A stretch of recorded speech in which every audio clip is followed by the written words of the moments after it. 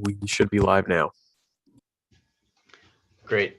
Good morning, everyone, and welcome to the Energy Utilities and Technology Committee. We are assembled today to hold work sessions on 5 bills, and we'll be starting off with some bills that Dan Tartikoff has been the analyst for, and then switching over to some bills that Deirdre Schneider has worked for us. As always, our committee clerk is Jordan Merrifield. My name is Seth Berry. I'm the House Chair of the committee. I represent House District 55, which is Bowdoin, Bowdenham, almost all of Richmond, and Swan Island on the Kennebec. I'm going to briefly ask committee members to introduce themselves, run through some preliminaries, and then we'll dive into the work sessions. So with that, I'll begin with Senator Stewart. All right, good morning, Mr. Chair. I'm Trey Stewart, State Senator in District 2, which includes 51 communities in Southern Aroostook and Northern Penobscot counties, including the town of Crystal. Great. Representative Wadsworth. Good morning, everybody. Nate Wadsworth, House District 70, Hiram, Porter, Brownfield, Freiburg, and Lovell. Representative Kessler. Good morning. I am Chris Kessler, representing District 32, which is part of South Portland and a little smidgen of Cape Elizabeth. Representative Wood. Good morning. I'm Barb Wood, and I represent House District 38, which is the western end of the peninsula in Portland. Representative Foster. Good morning. I'm Steve Foster. I represent District 104, which includes 5 towns: Dexter, Garland, Charleston, Exeter, and Stetson. Representative Ziegler. Morning, I'm Representative Paige Ziegler. I represent District 96 in Waldo County, the 7 towns of Belmont, Liberty, Lincolnville, Montville, Morrow, Palermo, and Searsmont. Representative Cuddy. Good morning. My name is Scott Cuddy, and I represent House District 98, which is Winterport, Frankfort, Searsport, and Swanville. And Representative Grochowski. Good morning, all. Nicole Grochowski. I represent House District 132, the City of Ellsworth, Town of Trenton. Great. And the bills we will be working today in order are LD 551, LD 920, LD 1554, LD 1264, and LD 1587. A work session, just as a reminder to the general public, is not an opportunity to provide public input. It is an opportunity for the committee to discuss what was heard from the public at the public hearing and to ask questions of anyone it chooses to ask questions of. If you are signed in as an attendee, that is a way of making yourself available. But it is not an opportunity to provide unsolicited input to the committee. So we may call you in, we may not. You're certainly welcome always to communicate with us through our committee clerk and by emailing us individually as well. The other important point about work sessions is that the committee has opportunities to discuss and then vote ought to pass, to vote ought to pass as amended, to vote ought not to pass, and those recommendations go out to the full legislature. Or we may, in some cases, very limited circumstances, table legislation. And a few bills may be carried over this session for additional work in the interim and for votes next year. But we are trying to move quickly through a lot of legislation. That's true of the legislature generally. And so do expect a lot of good ideas that weren't quite ready for prime time to go by the wayside this year. We hope to pass some very good policy, but I think there is increasingly a need to just move right through things.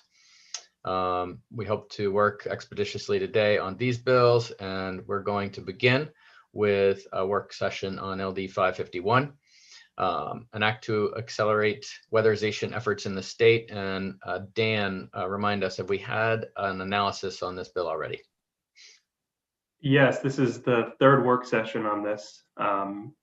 There was, I just sent you as a reminder, the initial analysis as well as an amendment Representative Kessler proposed at the last work session. I will defer to him on where he would like to go with this, unless you'd like me to go over any of those. Does the committee have any questions for Dan before we turn to the bill sponsor?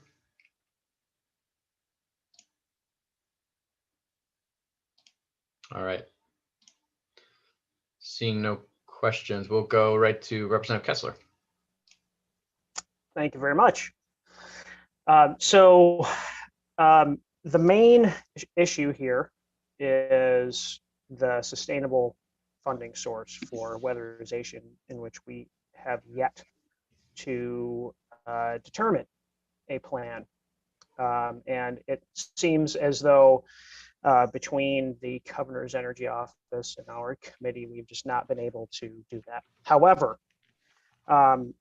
since the last time we met, the American Rescue Plan funds that are being planned to be spent, and the administration would like to spend $25 million on weatherization or residential efficiency. So given what we need to fund weatherization to the level in which we will meet the Climate Council goals, which is 17,500 homes additionally by 2025, we need an additional $12 million per year to do that. So that gets us, the rescue plan funds get us 2 years into that. I did have discussions with my colleagues on our committee, Representative Wadsworth and Representative Foster. We discussed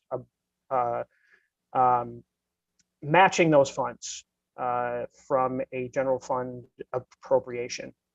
And so the final amendment to this bill would be to put a 25 million general fund appropriation, because I think that we all agree that this is a bipartisan priority that's been put off for too long, and that if we at least have this to match, that will get us to that 2025 interim goal, and show AFA as well as the Governor's office that it is a priority. So that's the proposal.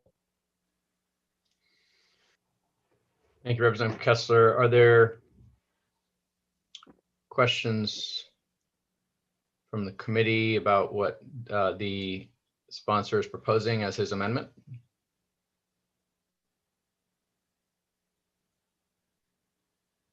Representative Wadsworth? Yeah, so it's 12 is it 25 million from the general fund? Is that what you just said? Yes. So that would go to the table. Well, so Mr. Chair, may I respond? Yeah. Yes, Representative Kessler. Right now we are still in the midst of figuring out the change package, but also it could be postponed until it gets to the special appropriations table. So there are a couple of options left in terms of actually securing funding. So, but if we can vote this out today, I think it'll send a pretty strong message that it's a priority, and we can, work out the details after today. So, and have you heard from the Governor's office on this? I have reached out multiple times and have had no response. Okay, so that's why I'm hoping that we can at least send that message as a committee that this is a priority and a bipartisan one. Representative Foster? Thank you, Mr. Chair. Representative Kessler, in this bill, it talks about 35,000 homes or businesses by 2030 with at least 1,000 units being for low-income individuals or households per year. I'm wondering that comes out to slightly less than a bill that we heard yesterday, and you'll have to forgive me, I haven't been able to locate which one it was. We had a long day. There was a proposal in that bill for 35,000 homes to be weatherized, 10,000 of which would be required to be low income. And I'm just wondering, does this bill in any way overlap, duplicate? Is it additive? How do you have any information on that? If that other bill, in fact, were to pass, if this one passed, would they be just adding more homes, or would they be just have overlap? Representative Kessler. Thank you. So that is essentially the same goal. So in this bill, it is, 1,000 homes, 1,000 low-income homes per year. So it's the same goal. In terms of logistics, as we know, if one bill makes it to the table, its survival is not guaranteed. So at least with the bill that you heard yesterday, it's an identical goal that will be able to be put into law if this bill is not moving forward. So. And Representative Krahowski. Thank you. And I had I think the same question as Representative Foster, but I wondered if our analysts could just opine for a minute about how that works. If we're sending, does the language just have to be identical, or I'm just not sure that I've experienced this particular situation before. Mr. Tartikoff? Right. Ideally, ideally, we would recommend to not put the language in two bills, but we understand that may be necessary. And so to the extent that the language has an identical intent, we would recommend that the language be made identical in both bills. And then what you would be left with is a technical but not substantive statutory conflict. So you'd have two of the exact same sections, which could be cleaned up later if they were both enacted. And just for new members, what would happen typically with any bill that has general fund implications is we would, if it does pass in the House and in its first vote in the Senate, it would then go to the Senate appropriations table, be taken up at the end of session after the bigger budget decisions have been made, and any money that's left over is essentially negotiated over for the remaining bills. So this would compete alongside other bills on the table. And if there are two bills that have overlapping implications, as Dan just said, then, and this happens frequently, bills can be amended on the table before they're reported out of the Appropriations Committee and sent back upstairs with a recommendation. So, one of those bills could have the amount stripped out and the amount would still go forward in the other bill. Both bills could have the amount stripped out. There are infinite possibilities, but I think Dan's point is that the technical work required would be minimized by doing it this way. Representative Kessler.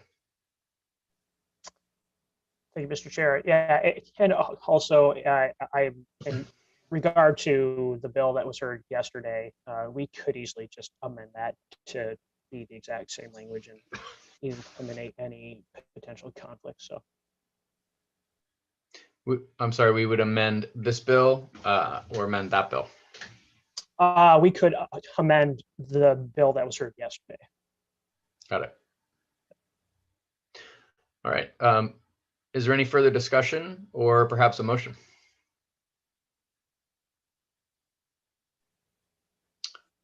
Mr. Tartikoff. Just to clarify, the $25 million appropriation would be in the forthcoming fiscal year.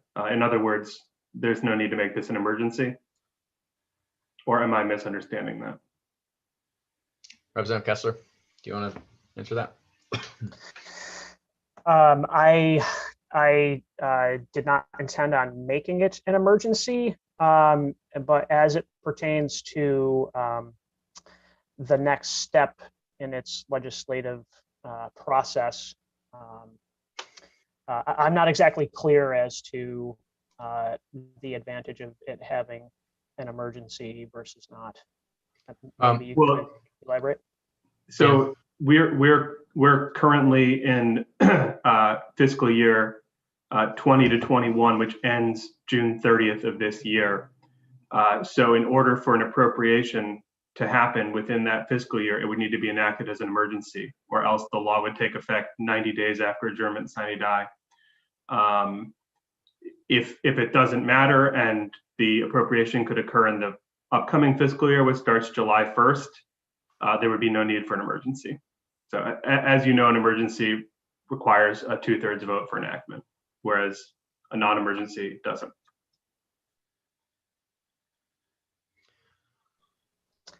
Mr. Chair, may I ask a question? Representative Kessler.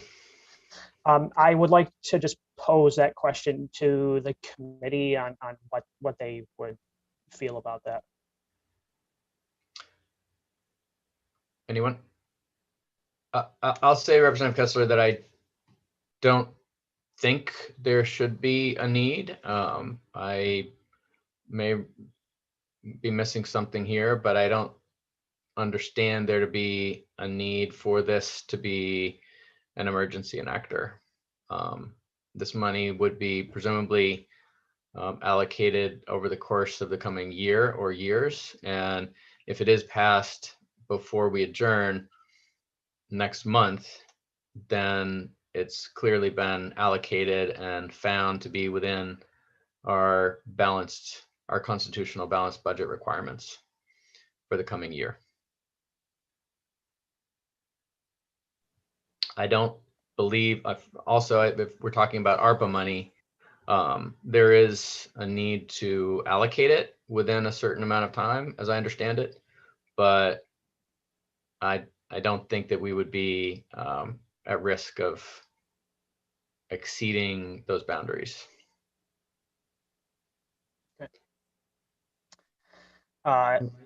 So the chair would be happy to entertain a motion at this time, and we can certainly continue to discuss, but just to move us along, is there a motion? Representative Kessler. Yes, I would motion ought to pass as amended. And just to clarify what those amendments were, Dan, the two low-hanging fruit pieces, which I think you were already aware of, which is specifying the definition of low income to include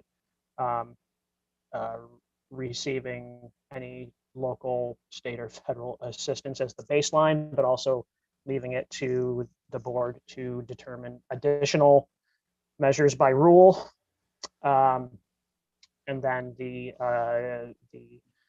goals, and then the 25 million general fund match. Great. Is everyone clear on the motion? Is there a second?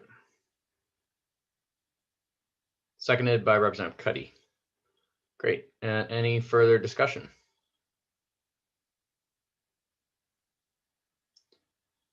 I'll go to Dan first. So as part of that motion, is there an intent to align the language on weatherization in this and 385? And the reason I ask is the language in 385 was recommended by the Efficiency Main Trust, whereas the language in this draft I created on my own. So I don't know if you prefer to defer to EMT. It seems like they are largely the same, although I would note the language in 385 does describe the weatherization of those low-income homes by the combined efforts of the trust and the housing authority. I think we can bring in Mr. Stoddard to help answer that question, or at least shine some light on it before we go to a vote. Representative Grochowski. My question was just, again, trying to learn more about the process. If the Senate, related to the appropriations table, decides that we do need to put an emergency preamble on something at the end, can they do that? Yes. Or is this the law? Okay, I was just curious. Thank you. Yep. I don't know why Good it would point. happen, but That's a very good point. Amendments of that kind can also happen from the table. Mr. Stoddard, are you with us? I hear you, and I think you can hear me, but I don't see myself, but that's actually fine by me. That that may be my fault. I overrode Jordan there, and probably should have let him do the technical work. Quite all right. What can I answer for you? Well, could you? We're just talking about the possible overlapping language between LD 385 and this bill with respect to how money is allocated, and I wondered if you heard that discussion and could provide your own input on it. Well, I did hear the discussion, and I think either one would be okay. I agree that the one we discussed at yesterday's hearing would be slightly preferable, but they're just technical differences. I would say that I believe the one in the bill that was heard yesterday in LD 385 sets the low income goal as a 10-year goal instead of annual. And it's a little thing, but the way this is really going to work is that we're going to ramp up gradually over the period of a decade as the workforce is able to grow gradually. It doesn't seem highly realistic to me that we will snap our fingers and literally double the participation rates all in the first year. So if you were to ask me, I'd say it would be slightly preferable to have the goal expressed as a 10-year goal. And I also think it's important to remind ourselves that Maine Housing plays a critical role in advancing those goals, especially as it pertains to the low-income households of Maine. But that's a minor thing. Got it. Thank you. Representative Kessler? Yes, Mr. Chair, I just wanted to ask a question through the chair to my Republican colleagues on the committee, if that is workable for you guys. You may pose your question, and they may or may not choose to answer. There it is. I'm sorry, what the question is? Whether the question is if adopting the language from 385 that we heard yesterday in this bill rather than what is written here. Okay. A question has been posed to any Republican member of the committee wishing to answer. Apparently Democrats aren't invited. Representative Foster? I don't really have a problem with that. I think Mr. Tartikoff mentioned earlier that they would look at this and make sure that the language at least agreed. So I think either one is probably reasonable. Good. Thank you. Any others? Representative Wadsworth? Thank you, Mr. Chair. I don't think we're going to come out of here with a unanimous, but I can go along with that as well. Okay. Got it. And Representative Kessler? Yeah, so that is a question that I would like to pose through the chair is what may prevent a unanimous vote out of committee. So if there's anyone who's not comfortable with the current motion, are you willing to speak up and sort of explain and see if we can come to some resolution, or if not, we can certainly just vote it as is. Any discussion about alternatives or concerns with the bill? Senator Stewart. Thank you, Mr. Chair. Appreciate just a minute to sort of clarify the position. It's not that we're necessarily opposed to the underlying program, but the size of the fiscal impact is going to be pretty steep. I suspect it'll probably still pass, head to the table, and what happens from there will happen in the black box that is the appropriations process. Not that we're particularly opposed to the underlying concept of the bill, but knowing how these things work, and certainly being in those positions before, as you have as well, understanding that there's a long way to go from now until the end of session when those decisions are made. And so making sure that that is aired and understood by both sides in the Appropriations Committee as well is important from our perspective. Got it. So I think what might be useful is to consider whether there is a number that we could all agree on, because is certain. I think there's no disagreement on the committee that weatherization is important. That having the oldest housing stock in the country and a lot of leaky homes with poor air quality and cold temperatures and burning a lot more oil than they need to is not helping anyone. So I would just ask if there's a number that our colleagues in the minority might be more comfortable with, and if we could get to unanimous. And I don't mean to assume that everyone is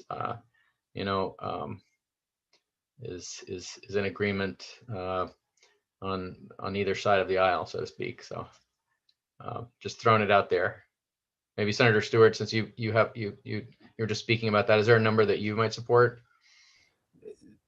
If I can respond, Mr. Chair, I think, not to pass the buck, but the reality is that figuring out how large the size of that table is in total is something that has yet to be done. And then, as you know, that will get divvied up somehow into the 4 different caucuses. It's typically small, relatively speaking, when comparing to the size of the state's biennial budget. And so I personally don't like when the legislature just sort of passes the buck to the appropriations committee all the time and just says, well, it's a policy that we support. We know that it's never going to get funded, but we don't want to be on the record voting against something because that would be, bad for, public optics, which, vote however you want. I just feel like it's sending a disingenuous signal to appropriations and others as well. If the fiscal note on this is going to be substantially higher than the money that we actually are going to be able to move from the appropriations table. So, and I don't think that to some extent, it's going to be impossible to figure out what that number is without having them weigh in. Not suggesting that I would even vote against something like this on the floor, because I think it is important for all the reasons that you articulated, but just understanding how everything comes together at the end of the session is important to not lose sight of. Got it. Thank you for that clarification. Representative Grahowski. Thank you. I have only experienced that process maybe one time, and then maybe it was even cut short from coming to completion last year. But maybe it's a philosophical difference, but I feel like there is no way for us to know how much will be on the table and what all the other committees are doing. And so my view is that passing something like this with strong support shows that this committee within our own purview finds this to be a priority for the state. And I don't feel that I would be qualified to do the work of appropriations in advance of appropriations, having all the information that they have. And my hope is that by sending a strong signal, something like this at whatever amount is appropriate within the view of the people that have all the numbers at their fingertips, some amount of money for weatherization could happen through the change package, could happen through ARPA funds, could happen. I think what we're doing right now is sending a signal that we think that this is a funding priority for this committee. And I believe it is. And I hope that we not get hung up on the specific numbers, knowing that those can be changed by people other than us that have more information, and that we can move forward with the concept that weatherization is an important investment for people in this state. Representative Foster. So I don't want to get too philosophical here because it might change my position if I talk myself out of it. But there would certainly be people on my side of the aisle that are not necessarily on this committee, including myself, that would look at this from the point of view that all legislation that the legislature passes this year, we would be better off if we make sure that it spurs jobs for people so that they can afford to do this on their own.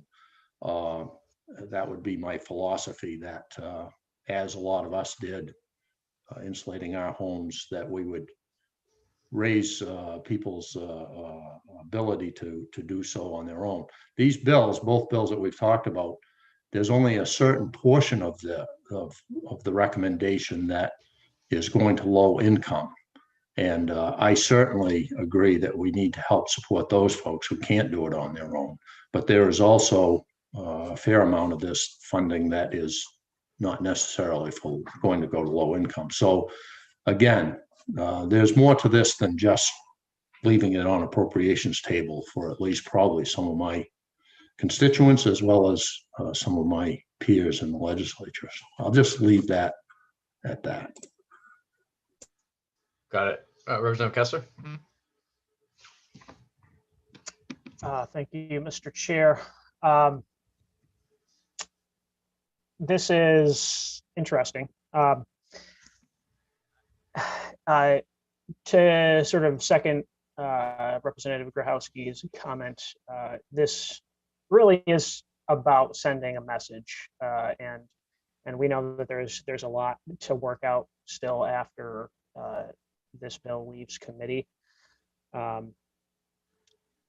In regard to Representative Foster's comments about people being able to do this themselves, I just wanted to put out there that weatherization or insulating homes, there's a lot involved in the building science aspect of it that contractors, have to get an education about, and requires the right tools and resources to do. And that's something that Efficiency Maine has done a great job in ensuring the highest quality. Really, they are leaders in the country on this. And so I appreciate the sentiment, and I just hope that you can support the motion. I would appreciate it. Right. Great. Any other discussion? Mr. Tartikoff. To be clear, it seems like there's an intent to have the weatherization language be consistent between this and 385. Did you want to go with the 385 language that EMT seems to prefer, or go with the language here? I see some nods from. Yep. Representative Kessler, you made the amendment of the motion about to pass as amended. So would using the Efficiency Maine Trust language from 385 be a friendly amendment to your motion? Yes. Great. And Representative Cuddy, you made the second. Would that be a friendly amendment in your opinion as well? Yes. Great. I'm going to ask one question that I have, just because I think Representative Foster is absolutely right that we want to prioritize low income, and so I just, at the risk of prolonging the debate, I just want to ask Representative Foster if we were to focus more of it on lower income, would that be preferable to you? I'm certainly willing to explore that, or we could just vote it and work on that later. I'm fine with it the way it is. I think Efficiency Maine has their language has purpose behind it. I'm not sure I understand all of that, and I don't want to take the time now to understand it, but I'm okay with what we have so far. Got it. Thanks for that clarification. Any other discussion? All right, seeing none, we will proceed to a vote, and I will ask our committee clerk to call the roll. The motion is ought to pass as amended. Gotta unmute myself. So the LD is 551. Motion is ought to pass as amended. I believe Senator Lawrence is still absent. And we'll start with Senator Vitelli. Good morning. I vote yes. Senator Vitelli is a yes. Senator Stewart? No. Senator Stewart is a no. Representative Berry? Yes. Representative Berry is a yes. Representative Cuddy? Yes. Representative Cuddy is a yes. Representative Grahowski? Yes. Representative Grahowski is a yes. Representative Kessler? Yes. Representative Kessler is a yes. Representative Ziegler? Yes. Representative Ziegler is a yes. Representative Wood? Yes. Representative Wood is a yes. Representative Wadsworth? Yes. Representative Wadsworth is a yes. Representative Grignon, I believe, is absent as well. Representative Foster? Yes. Representative Foster is a yes. And Representative Carlo? Yes. Representative Carlo is a yes. And Senator Stewart, was there a motion to go along with your opposition? It would be just ought not to pass at this point. Okay. Great. So that concludes the work session on that bill, and we will go on from LD 551 to LD 920, which is an act to promote oversight of and competitive parity among video service providers. And opening the work session on that bill, I'm also start by asking Dan to remind us. I believe we've already received your analysis. Is there any other update that you can provide for us? So I emailed out at the beginning of the meeting as a reminder that analysis, as well as the amendment proposed by the sponsor at the last work session.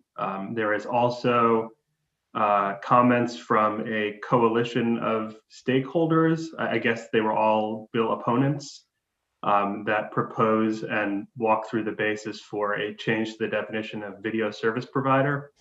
And there is a separate proposal from Tony Vigu to amend the definition of video service provider. I discussed in the analysis that it seems sort of an issue separate, largely separate from the preemption issues that we discussed, the question of the scope of the definition of video service provider. So that appeared to be one more outstanding issue, and there's some more proposals on that. As part of the last work session, there was some discussion about claims made by a number of bill opponents that certain aspects of the bill could be subject to a preemption challenge. And as a result, the committee asked for input from the Office of the Attorney General. We have here today in the attendee space the Chief Deputy Attorney General, Chris Taub, who is here and I understand willing to answer some of those questions that you might have on preemption. Great. And we very much appreciate his being with us, and we will be asking him to join. Jordan, why don't you go ahead and bring him over? Before we do hear from Chief Deputy Attorney General Taub, I wonder if it would be helpful to the committee to just have a quick, very simple summary of what the bill would actually do, just to refresh our memory. And Dan, I wonder if you could do that for us. Sure. So the bill would amend the law regarding franchise agreements for municipal franchise agreements for cable in a variety of ways. One of those changes is with respect to adding a definition for video service provider, which there were questions raised about the scope of that definition, and then changing the regulation under those franchise laws to the regulation of video service providers rather than cable system operators. There were changes in the bill also related to how PEG equipment, transmitting equipment and otherwise are to be addressed in those franchise agreements. There was provisions about franchising agreements and the costs that must be provided to the municipality, as well as in the original bill, there was a video service regulatory surcharge that the sponsor has proposed in his amendment, removing from the bill and instead defining a video service provider to be a public utility for the purposes of regulation under Title 35A, and to therefore be subject to an assessment in the same manner of other public utilities to fund PUC operational costs.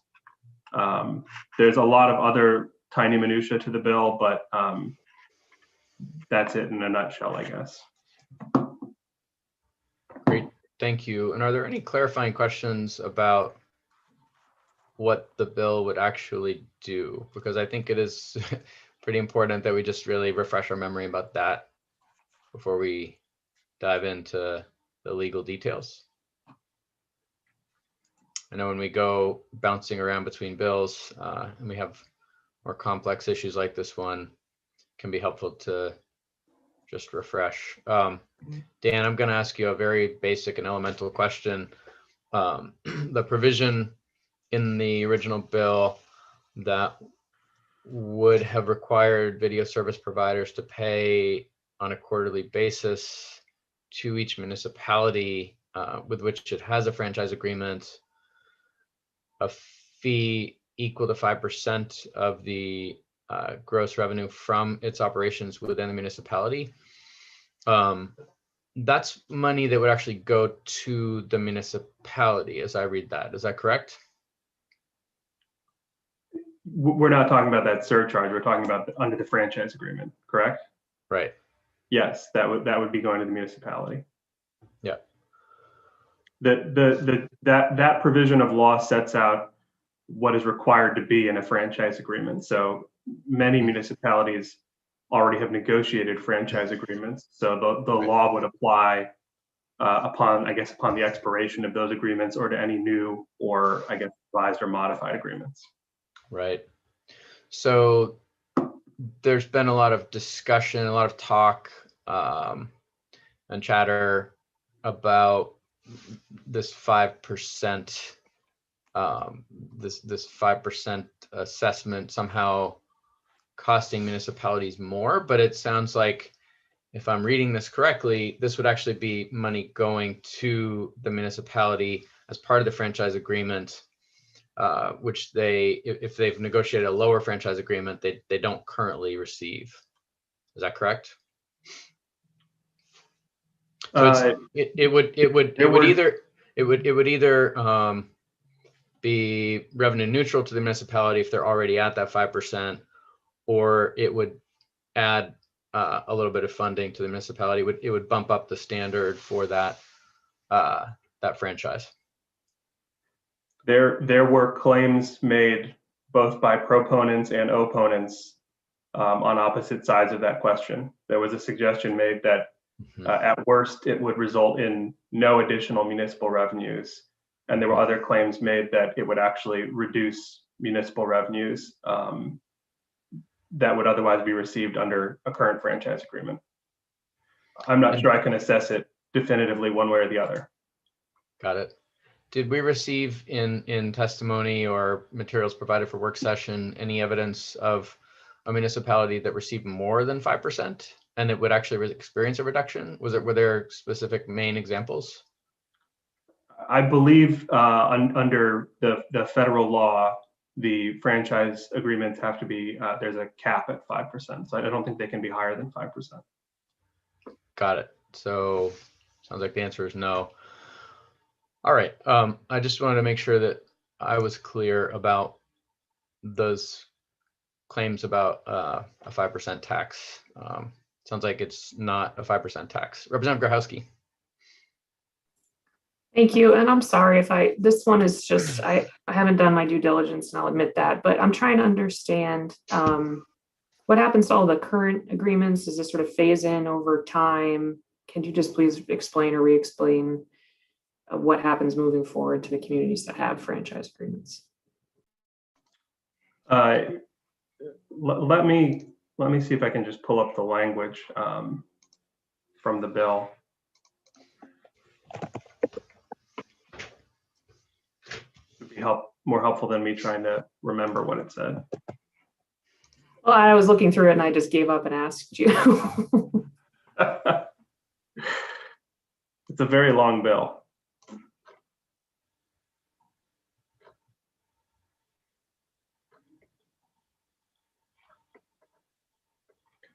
All right. So this is section 12 of the bill.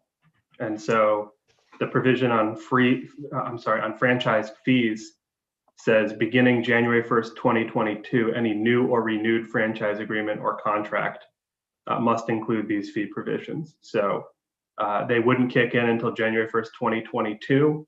And even then it wouldn't kick in unless it was a new agreement or there was a renewal to an existing franchise agreement.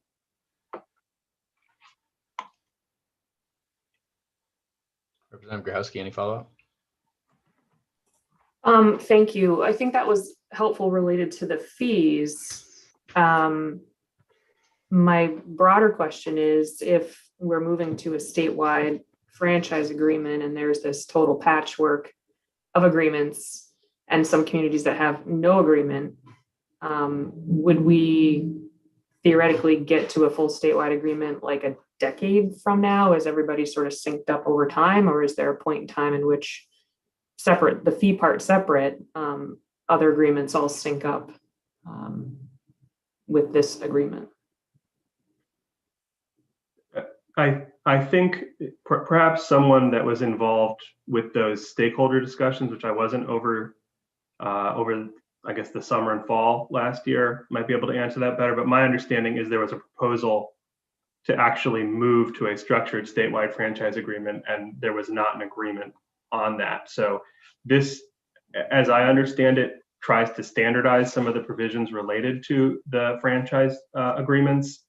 But it doesn't create sort of a statewide franchise. It just provides perhaps a clearer framework as to what needs to be in those franchise agreements and how certain aspects of the relationship between the franchising municipality and the I guess you could call them a video service provider, but let's say cable system operator would work, especially with respect to PEG equipment and PEG facilities.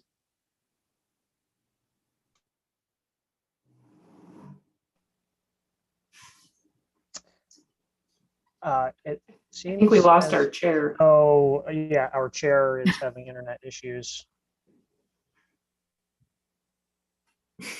Representative Kessler, I'd like to recognize you to answer the question since you were part of the stakeholder agreement Okay. conversation. Is Senator Here he comes. Kelly still on? It looks Senator like Kelly- Representative Berry is back. Mr. Chair is on. Mark Lawrence just joined. I don't know if he's able to chair, but the order I believe would go to. Oh, he's back. Okay, we're good. Okay, I'm now on my cell phone, and I can only see one of you at a time. So it would be helpful if someone else could just call on folks. I'm hoping to get my actual internet back, but Trey, do you see who has their hand up at this point? Representative Kessler has his hand up. Thank you, Representative Kessler. Okay, thank you, Mr. Chair. To respond to your question a little bit, so the direction that statewide franchise or that franchise agreements have been going is divide and conquer. That's how it's happened so far. And so what this bill aims to do is give every municipality equal protection.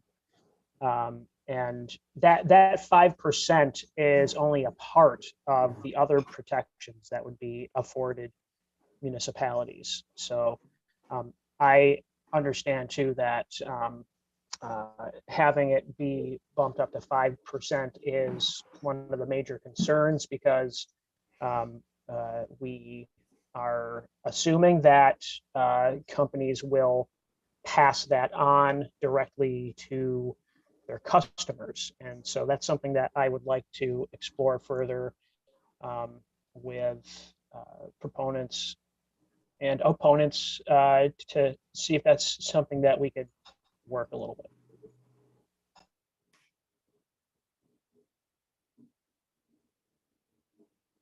You're muted, Mr. Chair.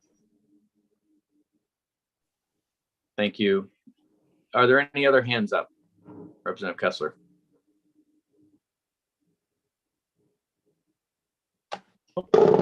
There we go. We're all on cell phones here. We're having some technical difficulties. Sorry. Representative Kessler, I can see you. I cannot see others. Is there anyone on the committee whose hand is up at this time? There weren't, but I'll put mine up, Mr. Chair. All right, Representative Foster. Thank you, Mr. Chair. I would like to hear from the AG's office on some of the questions we had previously, which I think mostly around what do they think the chances they would have if this bill were to pass of keeping it in the book, so to speak. Thank you.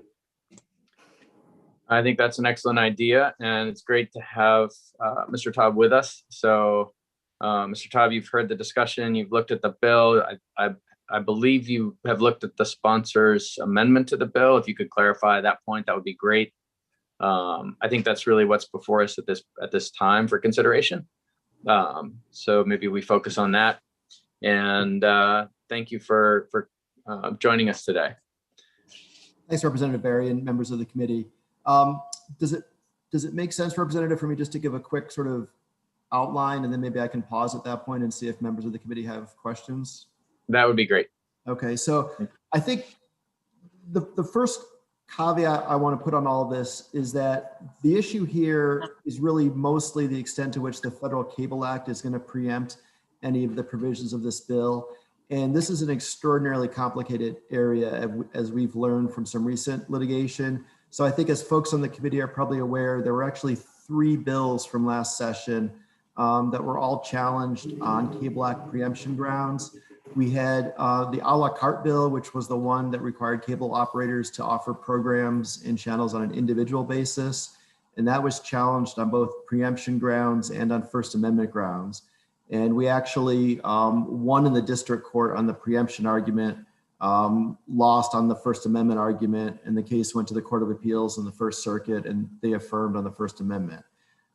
So there was that case. Then there was another case that is somewhat analogous in some respects to this bill, which is the one that basically required cable operators to treat PEG stations fairly. I mean, it required them to show them in HD and to put their information on the cable guide and some other things. That one was also challenged on preemption grounds. We prevailed in the district court. The district court here in Maine said that law was not preempted. That case went up to the First Circuit. I argued that case, I think, back in December, and what was supposed to be a 30-minute argument turned into almost, I think it was over an hour and a half argument because the judges, the 3-panel, the 3-judge panel just had so many questions.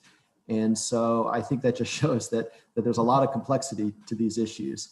The court actually ended up asking the FCC to weigh in because the judges were puzzled over certain issues. The FCC declined to weigh in, and so we're now waiting for a decision. And then we also had the pro rata law, which essentially just said that if a customer cancels in the middle of a month, in the middle of the billing period, but is prepaid for the month, the cable company has to refund the portion of the month that the customer paid for but didn't receive services for. And to be honest, when we were looking at this bill back when it was being considered, we really didn't think there'd be much of a preemption argument. There is a provision of the Cable Act that prohibits states from regulating the rates that are charged by cable companies, but we didn't really see this as rate regulation because it doesn't affect what they charge per month. It just says if someone's paid for the month but doesn't use the whole month, they get a refund. But the district court in Maine disagreed with us and said that it was preempted. We're now appealing up to the First Circuit on that one, and that case will be argued next month. So this is all just a long way of saying that these cases involving preemption of the Cable Act are extremely complicated. There's not a whole lot of precedent from other jurisdictions on a lot of these issues. The Cable Act is not, written particularly clearly in a lot of ways, so it's subject to a lot of interpretation. So it's very difficult to predict on any given issue how it's going to come out. I don't want to overcomplicate things, so I won't go through each piece of the bill unless committee members have questions. But our overall assessment of this is that there are certainly preemption issues.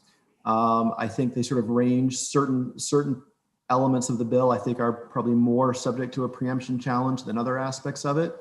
But I think overall, it's certainly a defensible bill. The Attorney General's office would feel very comfortable going into court defending this bill.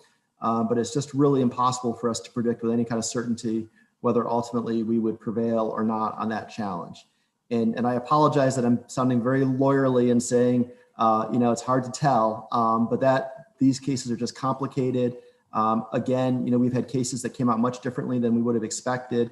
So I just want to be careful to say that this is definitely a defensible bill. There's nothing that we see in here that would be clearly preempted, but there's certainly a possibility that a court would find that either some or all of this bill is preempted. So I've kind of thrown a lot of stuff at you. Let me pause there, and certainly if folks have questions, I can do my best to try to answer them. Great, and I'll ask that committee members raise their hands if they do have questions. I'll just start us off and ask, Mr. Taub, you said it is clearly defensible, which doesn't mean that we're going to win on defending it, just that it is defensible. Is that right? That's right. And so when our office says defensible, what we mean is that we feel that we in good faith could go in front of a federal judge and make some good arguments, that we would feel very comfortable doing that, but we just can't predict if the judge is going to agree with us or not. Great. And just as a quick follow-up to that, are your, I mean, is defensible also a resources question for you to some extent? I mean, the Attorney General's office does not have unlimited resources. Would it require, a fiscal note for us to pass this bill? Or is it generally, as your understanding, within existing resources? Yeah, we did not put a fiscal note on this one. And typically our practice is, unless we think that the litigation is going to be extraordinarily expensive, for example, we're going to have to hire expert witnesses, or we're going to have to hire outside counsel with some specialized expertise, we generally don't put a fiscal note on it. This is one that we expect we could absorb within existing resources, although, Representative, as you point out, we do have limited resources, and these cases do put a strain on our office. I mean, we had to litigate 3 of these cases over the last year, so they do keep us very busy, but no, we're not putting a fiscal note on it. Got it, thank you. All right, we'll go to questions from others, starting with Representative Foster. Thank you, Mr. Chair, and thank you, Mr. Taub. I know that some of us who voted for one or more of those bills that you referred to from the 129th thought that at least one of them logically would be we would be successful and your office would be successful in defending that bill, and you are still working on that. I'm wondering, can you give us an update on what budgeted, how much has been spent from your budget on defending those 3 bills to date? So I don't believe that for any of those cases we're out of pocket any money, in the sense that we didn't have to hire experts, we didn't have to hire outside counsel. So all of the work that was done on those cases was just done within our in-house teams. So we had various AAGs, including myself, that were working on those cases. We don't really track time we spend on individual cases, so I can't tell you how many hours was spent on each case.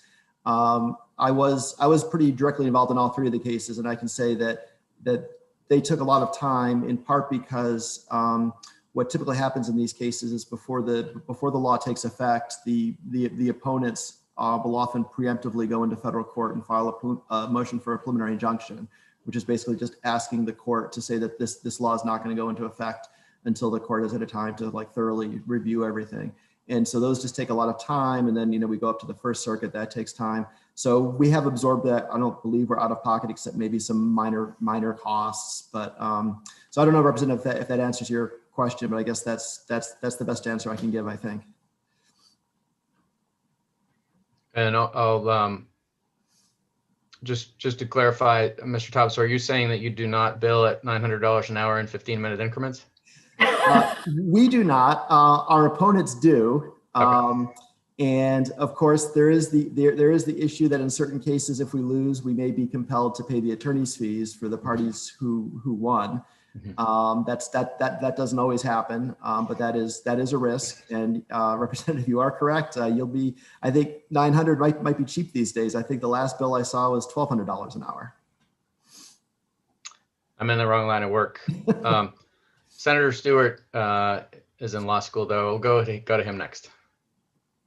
Thank you, Mr. Chair. Coming fresh off a course in remedies as well. One of those components in remedies is the American rule, which this is an area of law that rule isn't followed, which means that the losing side might have to actually pay the attorney's fees. It's my understanding that hasn't happened yet, but in a previous case, and that was in large part because the successful side elected not to pursue that. However, given that we're now going to be talking about our fourth bill that would be around the same preemption issue, I suspect we're going to be running out of leeway with the opposing counsel in some of these cases as a state, and that is in no way to knock your office at all. I'm not, suggesting that the Attorney General's office isn't capable. In fact, I think it's just the opposite. But we're providing you with some legislation that is in an area that's complex and basically setting you up for failure in a lot of instances. To that extent, do you have an estimate of if they did decide to go and pursue the actual bill for attorney's fees, how much would that actually cost the state of Maine? So there's a couple things I just want to point out, which is that to date, federal courts have generally held that if you prevail on a preemption claim, you generally are not entitled to your attorney's fees. And there's some complicated reasons for that, but essentially, if it's just a straight preemption claim, courts, and I haven't looked at this recently, but I assume this is still the case, courts generally will not award attorney's fees in those situations. But if there are additional claims that are brought, for example, in the a la carte case, that was both preemption and First Amendment. If you prevail on a First Amendment claim, then you almost are automatically entitled to attorney's fees. And to answer your question directly, it really depends on factors like how long the litigation in district court takes, whether an appeal is taken. But I can tell you this, that generally these challenges are brought by multiple parties. So it's usually not just one company suing. It might be 3 or 4 different companies, or maybe a trade association in a few companies, which means that there are a lot of different attorneys involved. And as Representative Berry noted, they're not charging $100 an hour. They're charging $900, $1,100, $1,200 an hour. So, I'm thinking back to some of the cases that we've had to pay attorney's fees in the distant past, and $300,000, $400,000, $500,000, is certainly within the realm of possibility. And I think depending on how long the case takes, you could be getting beyond that. Any follow-up? Well, I suspect I'm not going to get one, but I was looking for a more hard and fast answer on what do you think the estimate would be? Would you say it's unreasonable to say that it could be in the millions of dollars? Yes, I think that would be unreasonable. I think, the other thing that happens in these cases is that the winning party just doesn't get to submit a bill and we have to pay it. It goes in front of a judge, and then a judge is looking at, did you really need 4 lawyers to go to the oral argument? Did you really have to have 8 lawyers go to the deposition? Is $1,200 an hour, given what lawyers in Maine could have done this work for, is $1,200 an hour really a reasonable fee? So there is, a whole process to try to sort of cut the fees back. I think unless the case was really unusual, like there was, days and days of a trial or something like that, I think getting north of $1 million would be an exception. Does that, I don't know and I apologize for being so weaselly about this, but it's just so hard to predict because each case has a life of its own. Some cases we go in, we file a motion to dismiss, we win, that's the end of the case. Other cases we have depositions and a trial, and then we go up to the First Circuit, and maybe we even file like a cert petition with the Supreme Court. So it just really depends. But I think, unless it was something really unusual, I think we're really talking about 6 figures, not 7 figures. That's helpful. Thank you. And I didn't interpret it as weaselly. Senator Lawrence. Thank you very much. I want to make sure my mic is on first. Is my mic on? We can hear you. Can you hear me? Okay, good. So I appreciate you saying that, that there is interpretation by the courts about whether fees are allowed. Just for Representative Berry's edification, it's not 15 minutes, it's 12 minutes. So attorneys bill in tenths of an hour, the minimum being 2/10. So thank you. That's what happens. So as I understand, you're talking about attorney's fees. I know in some cases, attorney's fees are statutorily allowed, but if they're not statutorily allowed, they're much, much more difficult to get. So in these cases, are there circumstances in which fees are statutorily prescribed for the prevailing side? Yeah, so often these cases get brought under Section 1983 of Title 42 of the United States Code, which people just commonly refer to as Section 1983. And Section 1983 provides that a prevailing plaintiff is generally entitled to recover their attorney's fees. So if you're bringing your claim under 1983 and you prevail, then you generally are entitled to your attorney's fees. Okay, thank you. That helps. And I see Representative Kessler's hand up. Is this also a question for Mr. Taub? It is a brief comment on the topic at hand. Okay. All right. Yeah, go ahead. And I just want to make sure we do utilize Mr. Taub while we have him with us. Yes, I just wanted to also state that the AG's office would not be going it alone, that there are national legal resources available to help defend the bill that's funded by national nonprofits. So they wouldn't be going it alone. So. Great, thanks. And actually on that point, Chris, is there, I know amicus briefs are a thing in lawyering. Have you had help in any of these cases from others? Yes, certainly in the PEG station case, we had help from some very good lawyers in DC who represent, I believe, a national organization of PEG television stations. Mm-hmm. So they did file an amicus brief and they were a helpful resource. In the other two cases, I don't believe we had any assistance in those cases. Got it. And more generally, because we don't get to visit with your office very often, you know, we're accustomed to the Office of the Public Advocate, who is in some respects kind of an AG for ratepayers, right? But it's very different. You know, they operate in this unique world of monopoly regulation at the Utilities Commission. Often it's a rate case where utilities say we want to charge X, and they say no, you should charge Y, and they end up somewhere in the middle. So we get reports from the Office of the Public Advocate that say, hey, our office saved ratepayers, you know, this amount. You know, here's our budget, but look at what we saved by bringing down that final rate determination.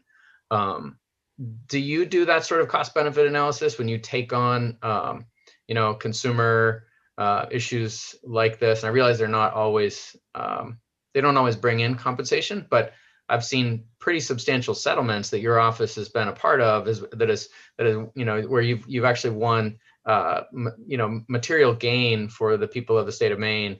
Can you speak to that a little bit? So I think so, and I might not fully understand the question, and if I don't answer it, please feel free to follow up. But there's a difference in the affirmative litigation that we do, which is mostly brought by a consumer protection division, and sort of the defensive litigation that we do, which is usually handled within our civil and appellate litigation division. And so I think when we're deciding about whether to bring an affirmative action, we certainly are looking at what level of resources are we going to have to expend. How likely is it that we're going to prevail? And then what's the financial benefit if we do prevail? So obviously we're not going to spend, you know, a lot of resources on a case where we think there's very little chance of prevailing. And if we do prevail, we're only going to bring in a negligible sum. But for the defensive cases, like what this would be, there really is, there's only a potential cost. There's no potential benefit, except for the fact that, you know, the benefit to upholding a statute that the legislature has decided is important public policy. So if we lose these cases, there's a potential financial cost. If we win the case, there's no financial benefit. Does that respond to your questions, Representative? Yeah, that makes sense. And you're either defending a public policy gain, if you will, or seeking a gain in a non-defensive case. Right, and just to be clear, if we win these cases, we don't get our attorney's fees. Right. The plaintiff gets money if they win, but the defendant doesn't get money if they win. So, Got it. Senator Stewart. Thank you, Mr. Chair. I mean, I'd like to agree with your analysis there, except for logically, it doesn't really make sense because in a rate case in front of the PUC, if the public advocate wins, he's going to be bringing down rates. But in this particular instance, if the state is successful, we're going to be increasing rates by 5% from most folks that have some sort of cable provider in their neighborhood. So the only way that we're actually going to be saving our customers in this case is if the state actually loses.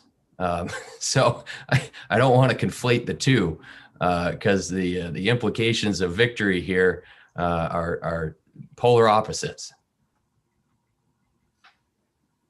Thanks, Senator Stewart. And I apologize if it sounded like I was saying that the AG was the same as a public advocate. That is definitely not the intent of my remark. I was more suggesting that what we're used to is it is different for the public advocate, although they sometimes do bring gains. I do disagree with the characterization of the 5% franchise fee, but we can come back to that issue. Any other questions for Mr. Taub? Regarding the defensibility or the legal parameters of this bill and sponsors amendment. Representative Kessler. Yes, there was a question about regulatory fees placed and whether or not that could take away from the maximum amount of the franchise percentage that a municipality would receive. Could you speak to that? I'm sorry, Representative Kessler, I'm not sure I understand what the question is.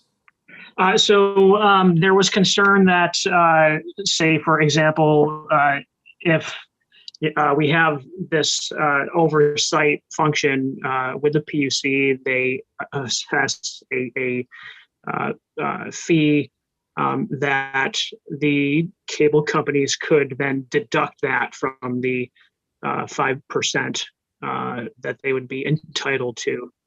Do you have an opinion on that? Yeah, so I think what you're getting at is probably sort of the thorniest issue that's presented in this bill, which is I think as Dan referenced before, by federal law, the franchise fee is capped at 5%. And so I think what the current version, at least the amended version of the bill that I saw, has, I'm just looking at my notes, I think it has a regulatory, I don't know if it's called like a regulatory surcharge or a regulatory cost that the PUC can charge to offset the expenses that it incurs in the regulation.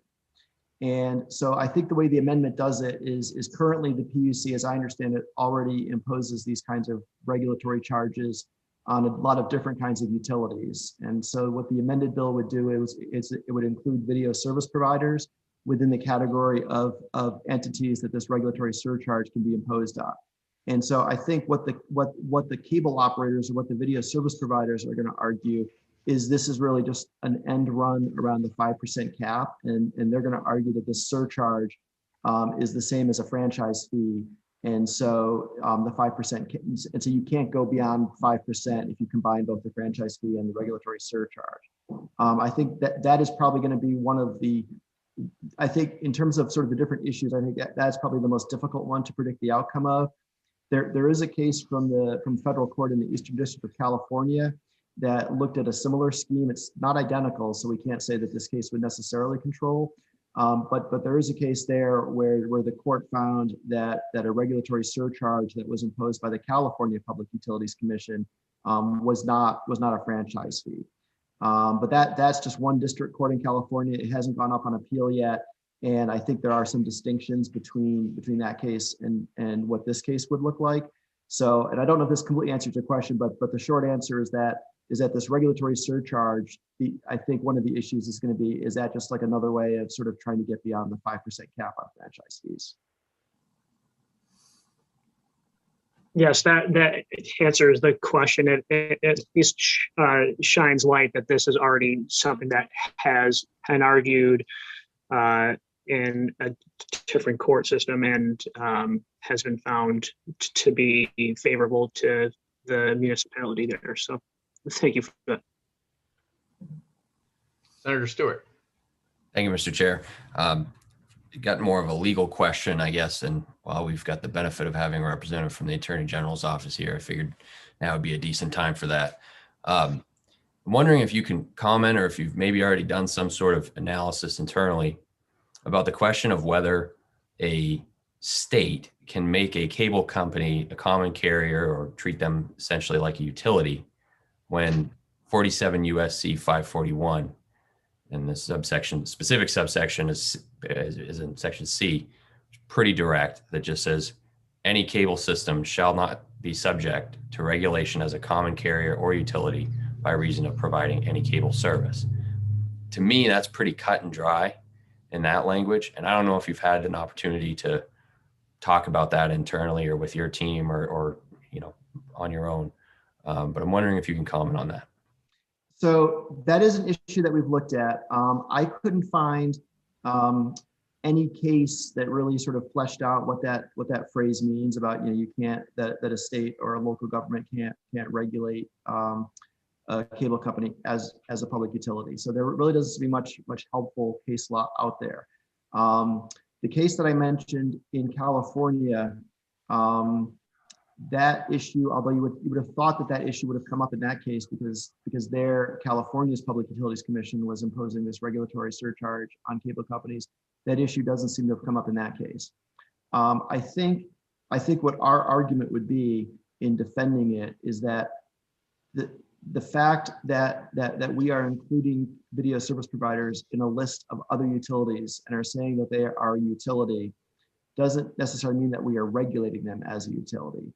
And I'm not completely, schooled in all the ins and outs of utility regulation, but for example, typically utilities, the states are regulating things like the prices that they charge, how they, how much investment they have to make in infrastructure, sort of those kind of classic utility regulations. And I think in this case, from my understanding, other than this regulatory surcharge, I think we would probably argue that other than that, we're not, even though we may call them a utility, we're not really regulating them as a utility.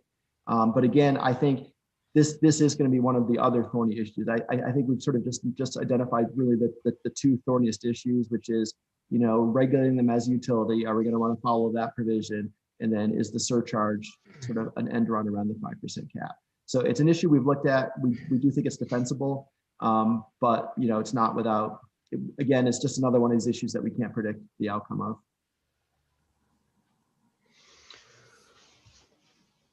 I would also just add as a general observation that we do task the Public Utilities Commission with a number of responsibilities to oversee and enforce regulations and laws that are non-utility matters. I think of DigSafe, for example, where we do regulate excavation with respect to buried liquid propane lines, which are an unregulated fuel.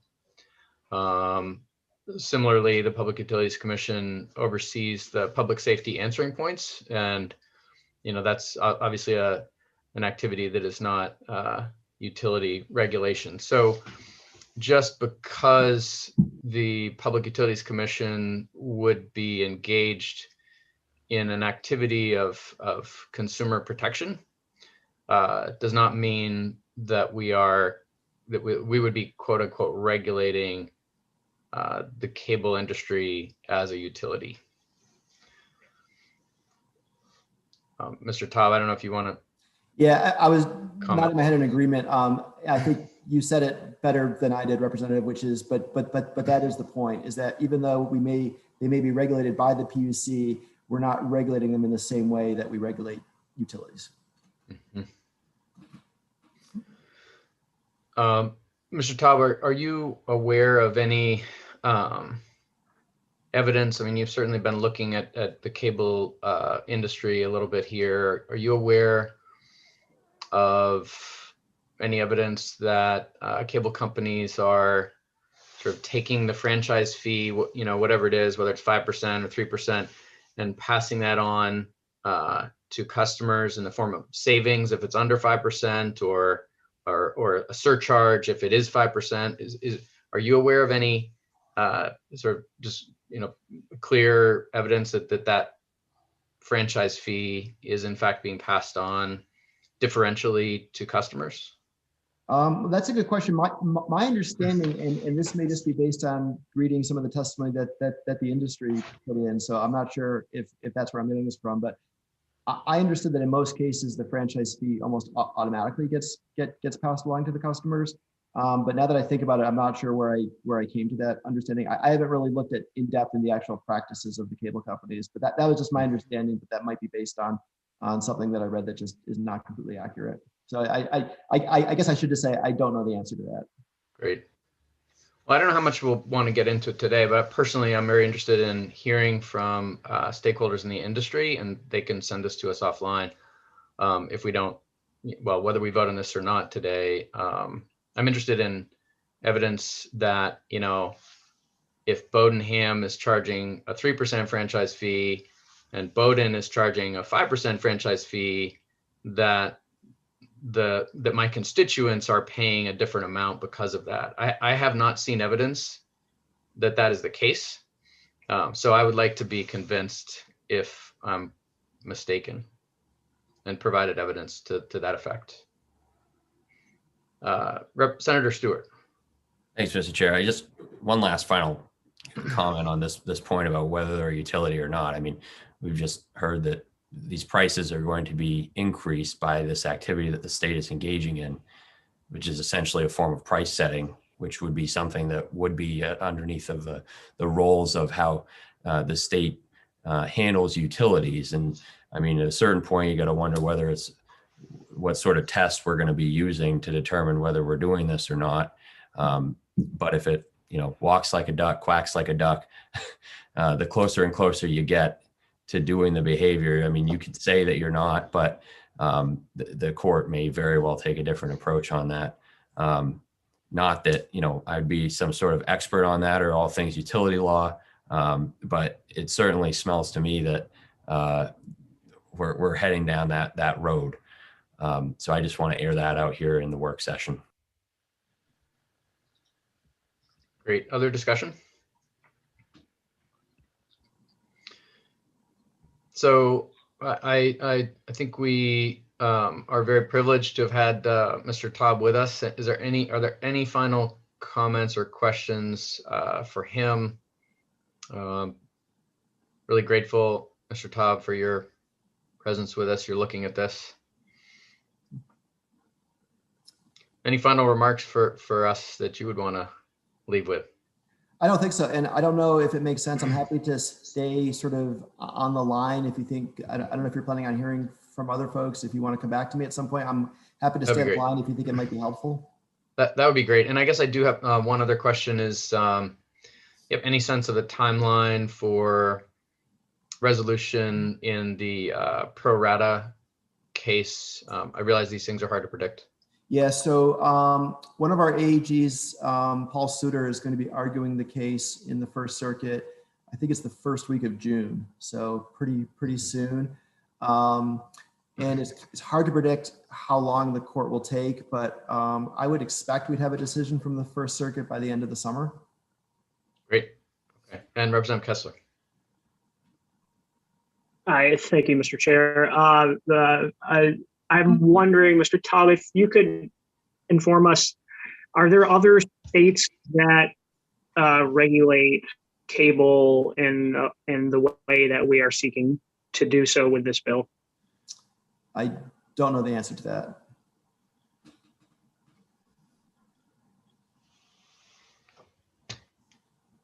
Okay, and Mr. Taub, thanks for being willing to stick around just in case. And again, thanks for visiting and for your work. Thanks for having me. All of these bills. Representative Ziegler. Yes, and I may be preempting Representative Cuddy, who likes to do this, but we seem to be moving not forward. I would like to table this bill. I move to table this bill. Okay, there's been a motion by Representative Ziegler to table. Is there a second? I'll second. And seconded by Representative Grochowski. That is not debatable, so we'll proceed straight to a vote. And I'll just ask for a show of hands. All those in favor of the motion to table? All right, I'm going to ask for a roll call just to make sure that we get that recorded. And I know Senator Lawrence is on the phone, so he may not be able to vote. But since we're not unanimous, I'm going to ask for a call of the roll from Jordan on the tabling motion.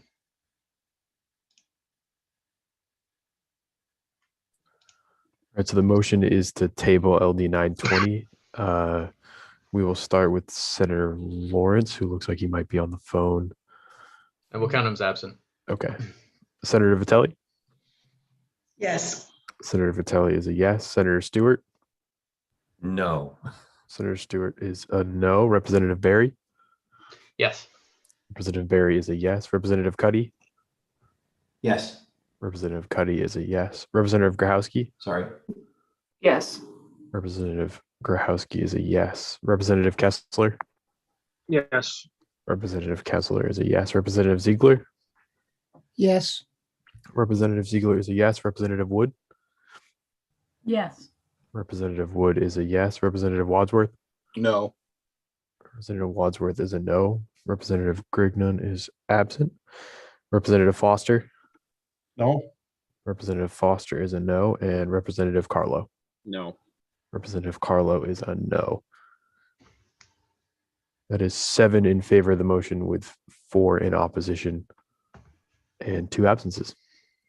Great, thank you very much. And that will bring us to our next bill. We'll close the work session on LD 920 and revisit that at a later date. Our next bill is LD 1554, Act to provide climate change transition assistance for Maine's energy intensive businesses. And Dan, remind us, have we seen an analysis already on this bill? Yes, I went through an analysis last week, I think. It was noted that the bill was largely supported by or proposed through the IECG, and that they felt the original bill was more of a starting point for discussion rather than something they intended to be voted on. And they suggested they would be providing an amendment to the bill, which I received and you all should have received within the last hour. I haven't had a chance to open it. Great. So just to be clear, amendments can only be brought forward by a member of the committee. So is there a member of the committee that wants to take ownership of this amendment for the purpose of presenting it?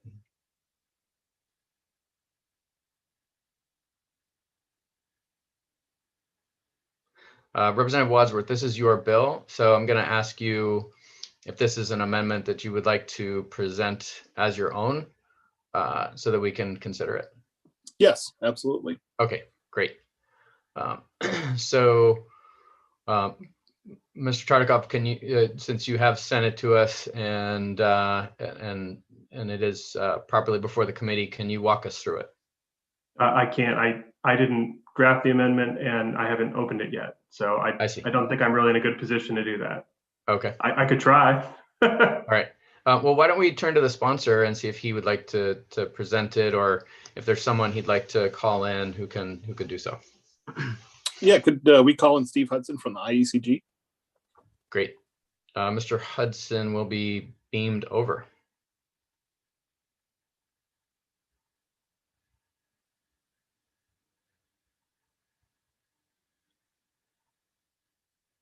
Welcome. Can you hear us? I can, Mr. Chairman, thank you very much. Chairman Barry, Chairman Lawrence, members of the EUT committee, I'm Stephen Hudson. I'm an attorney with Pretty Flaherty. I'm here today on behalf of the Industrial Energy Consumer Group. We had worked with Representative Wadsworth and thank him for introducing this bill. We also want to thank the Governor's Energy Office, Efficiency Maine Trust, for meeting with us and for helping guide the preparation of this proposed amendment. I think Michael Stoddard and or Dan Burgess or Melissa Winnie might be in the Zoom area and can speak further to the amendment as well. But what this amendment does, in essence, it represents the outcome of discussions between those folks. We have pretty much the first, if folks are looking at it right now, the first change repeals some, excuse me, I'm sorry. Okay, the first section, new section, is just a repeal of some outdated language related to affected customers that was suggested by Mike Stoddard, EMT. We're comfortable with that. Mike actually did the lion's share of the drafting of this amendment, and we're in support of that. It's pretty much leaves the much of the language alone in that section. The next part that's really relevant to this is on page 2, which is section K. It talks about the establishment of an industrial climate transition initiative, climate change mitigation strategies for reducing greenhouse gas emissions of industrial facilities in the state. Ties it into the state climate action plan, and talks about in designing and implementing the initiative, the trust shall give consideration to recommendations from any task force or advisory group established by the Maine Climate Council. That was one of the recommendations of the Climate Council, was the formation of an industrial task force. So this kind of wraps all of that in together. And then the one area that is still to be discussed, and I'll explain why in a second, is the section under funding. We had discussed the fact that there was, in addition to the substantial sums that are coming in for residential and for nonprofit organizational energy efficiency and weatherization, there's also money designated for business and industry.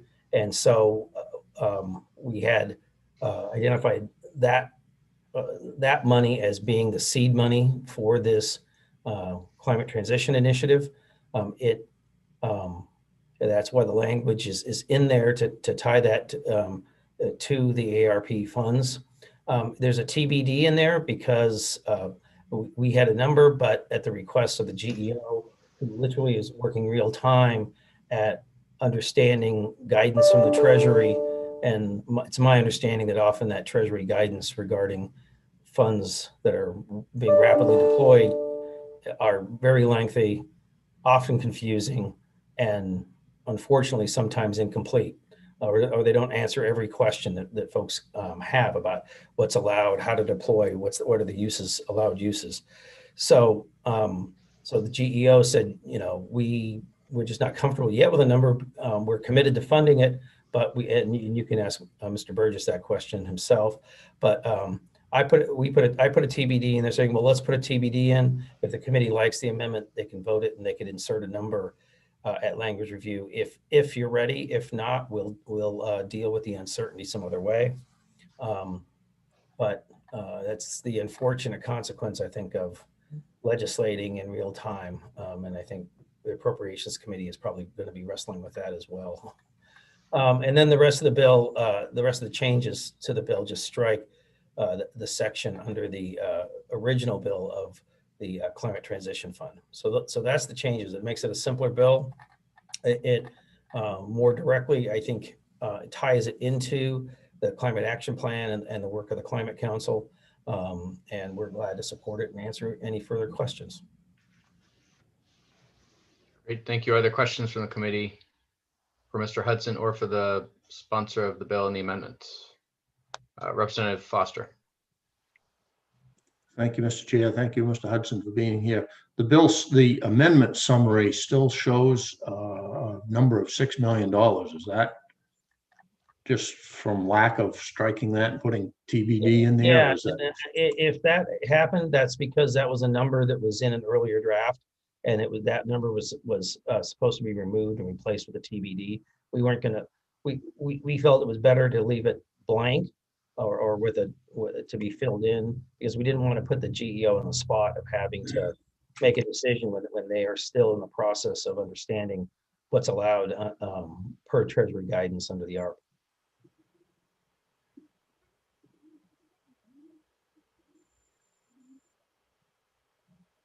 I can't hear you, Mr. Chairman, if you're talking to me. Sorry, Representative Foster, you're all set? Yes, thanks. Great. Any other questions for Mr. Hudson, ICG? Okay. So at this time, I think it would be good to hear from Mr. Stoddard. We can keep Mr. Hudson on the panelist screen for now, but if we could beam over Michael Stoddard, that would be great. Jordan. Director Stoddard, welcome. Can you comment?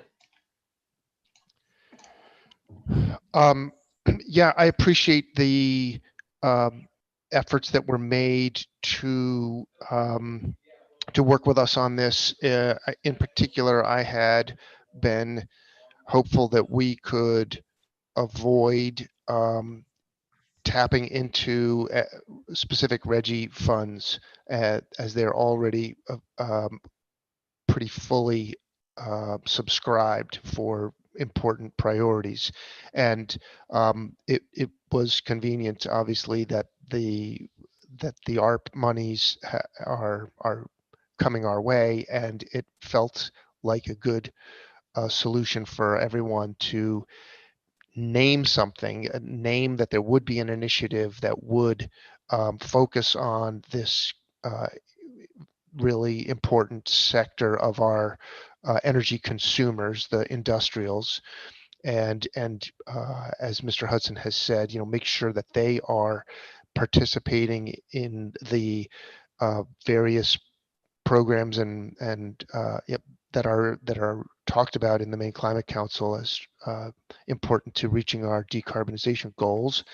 And these funds could help do that. So we named it, and we put a priority on having a focus, an initiative to focus on industrials, but we are going to hopefully be able to fund it with these funds from the ARP without having to reshuffle other commitments that we're already prioritizing. Great. Any questions for Mr. Stoddard? Representative Foster. Thank you, Mr. Chair. Thank you, Mr. Stoddard, for being here to answer questions. In my previous life, I was involved with projects that Efficiency Maine helped to fund to reduce electricity use. I'm wondering if you could speak maybe to what type of projects you might see this bill and the money's supporting in industry without getting necessarily to specific businesses. Thank you. There's some of the same types of projects you would have been familiar with at the time, but a lot of these industrial, as you know, we have a variety of types of manufacturing in this state. The paper mills are the biggest, and they have very intensive energy consumption, some of which generates a lot of heat. And when the heat comes off, you can do things with that heat and recycle it to put to good use, and that can achieve very meaningful efficiencies and cost savings and carbon savings. Something like a chip fab that you would find at Texas Instruments is a pretty different deal. So the gamut of different types of projects is pretty wide.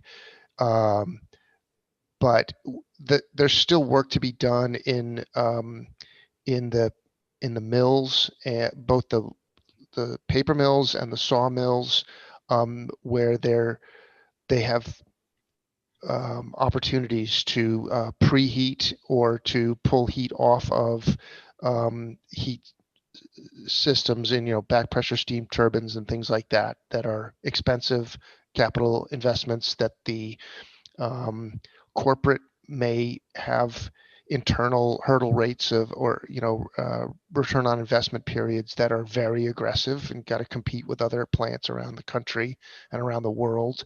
And sometimes these projects don't meet it unless they can get a boost from some buy down from our programs. And so we're able to step in there and get these paybacks down to under that hurdle rate, and then those projects can go forward. The investment happens here in Maine, and the jobs get to stay in Maine, and it's a good story. Representative Foster. Thanks for the opportunity to follow up. So basically, you're looking at just a different form of funding in this bill that will help with similar projects to what Efficiency Maine has been involved with in the past, some of which you just described. I would expect they would be similar, but I just want to be clear that they wouldn't be limited to electrical savings opportunities, which sounds like the ones you are familiar with. We have been able to, and we continue to fund some other kinds of savings projects. We've done some combined heat and power projects.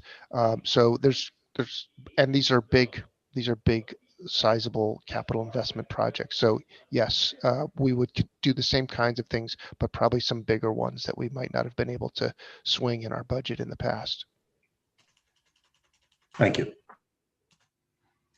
Great. Any other discussion? Just generally, Mr. Stoddard, without going into a lot of detail, because we don't have a ton of time, but the folks who have benefited the most from your programs are, through very sizable investments in efficiency. They're still paying in and helping others who maybe are still in line at the buffet table. Is that right? Yeah, I think that's part of the deal here is that we try to make sure that the funds are distributed across all sectors of the economy and all geographic areas of the economy. But once somebody has participated, we don't just say, well, now it's not going to be a workable, sustainable solution if they say, well, I'd like to be exempted now because I can't do anymore. I can't weatherize my house again, or I can't add any more light bulbs. Now that you've helped me change out all my light bulbs, I'd like to not participate in paying for this program anymore. So that wouldn't work very well. So that's why it's helpful to have everyone continue participating. Hopefully we all benefit and we all chip in. Great. Makes sense. Other questions or discussion? All right, seeing none, the chair would be happy to entertain a motion of ought to pass as amended if anyone wants to make one. And actually, I'll go to our analyst first, just in case there's a need for clarification.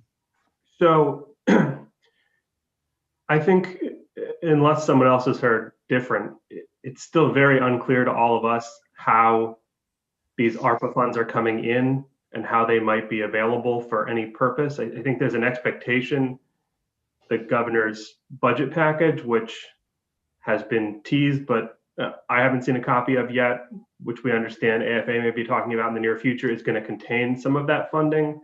I don't know what other restrictions there might be on funding, but I would want to have a conversation with the fiscal analyst for the committee. My inclination is there is no way to designate in that language that funding would be drawn from ARPA funding. I think your options are general fund or finding some other special revenue fund or a federal funding stream that you can identify somehow. I don't think you can just say, give us 25 million or whatever it is of this ARPA funding. Thank you. I wonder if either Mr. Stoddard or Mr. Hudson would want to comment on that. It occurs to me that we could call it general fund and then discuss when this gets to the table. Representative Kessler, I'll go to you first.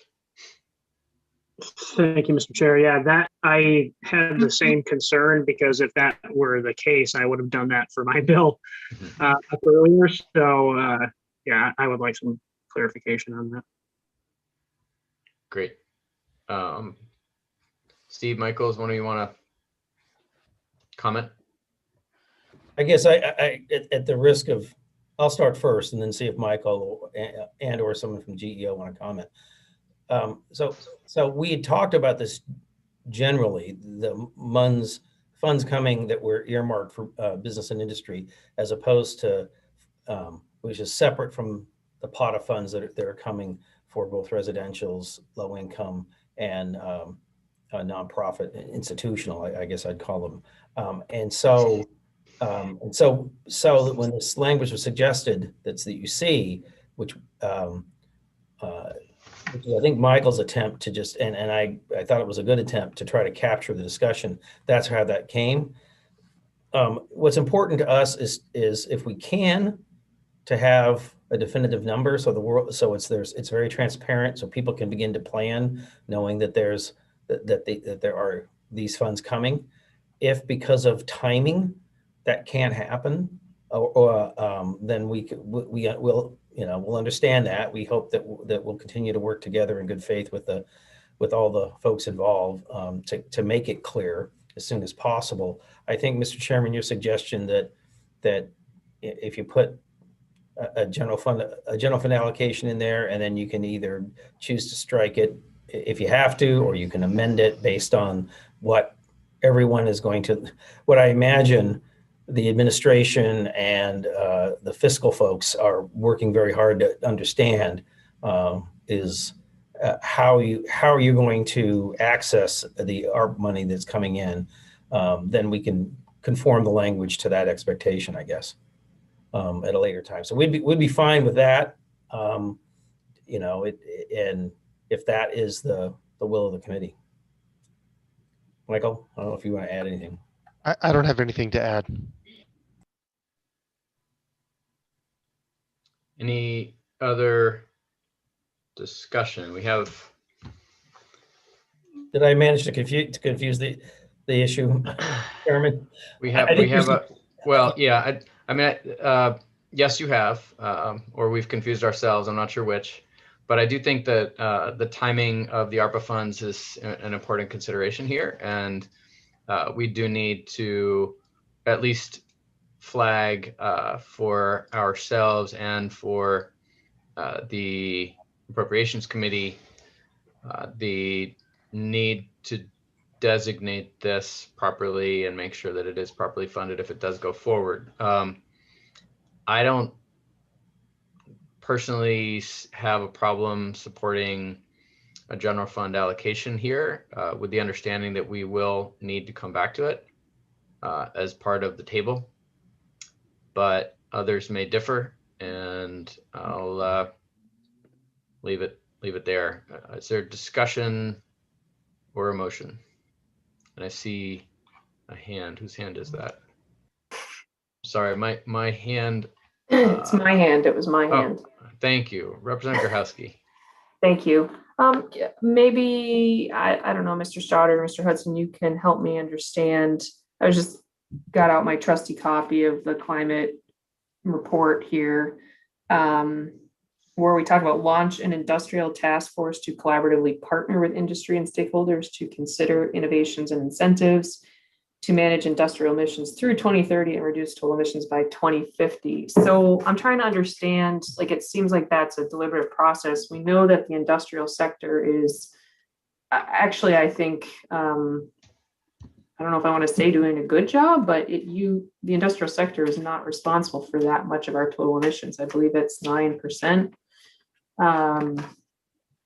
So yes, that's what the report says, at least. So I'm trying to understand, are we just skipping over that process of determining, or is this initiative that is listed in K doing what the climate plan says under just a different name instead of the industrial task force? It just seems like we have to be very thoughtful. We've done some of the low-hanging fruit, which we see in the performance.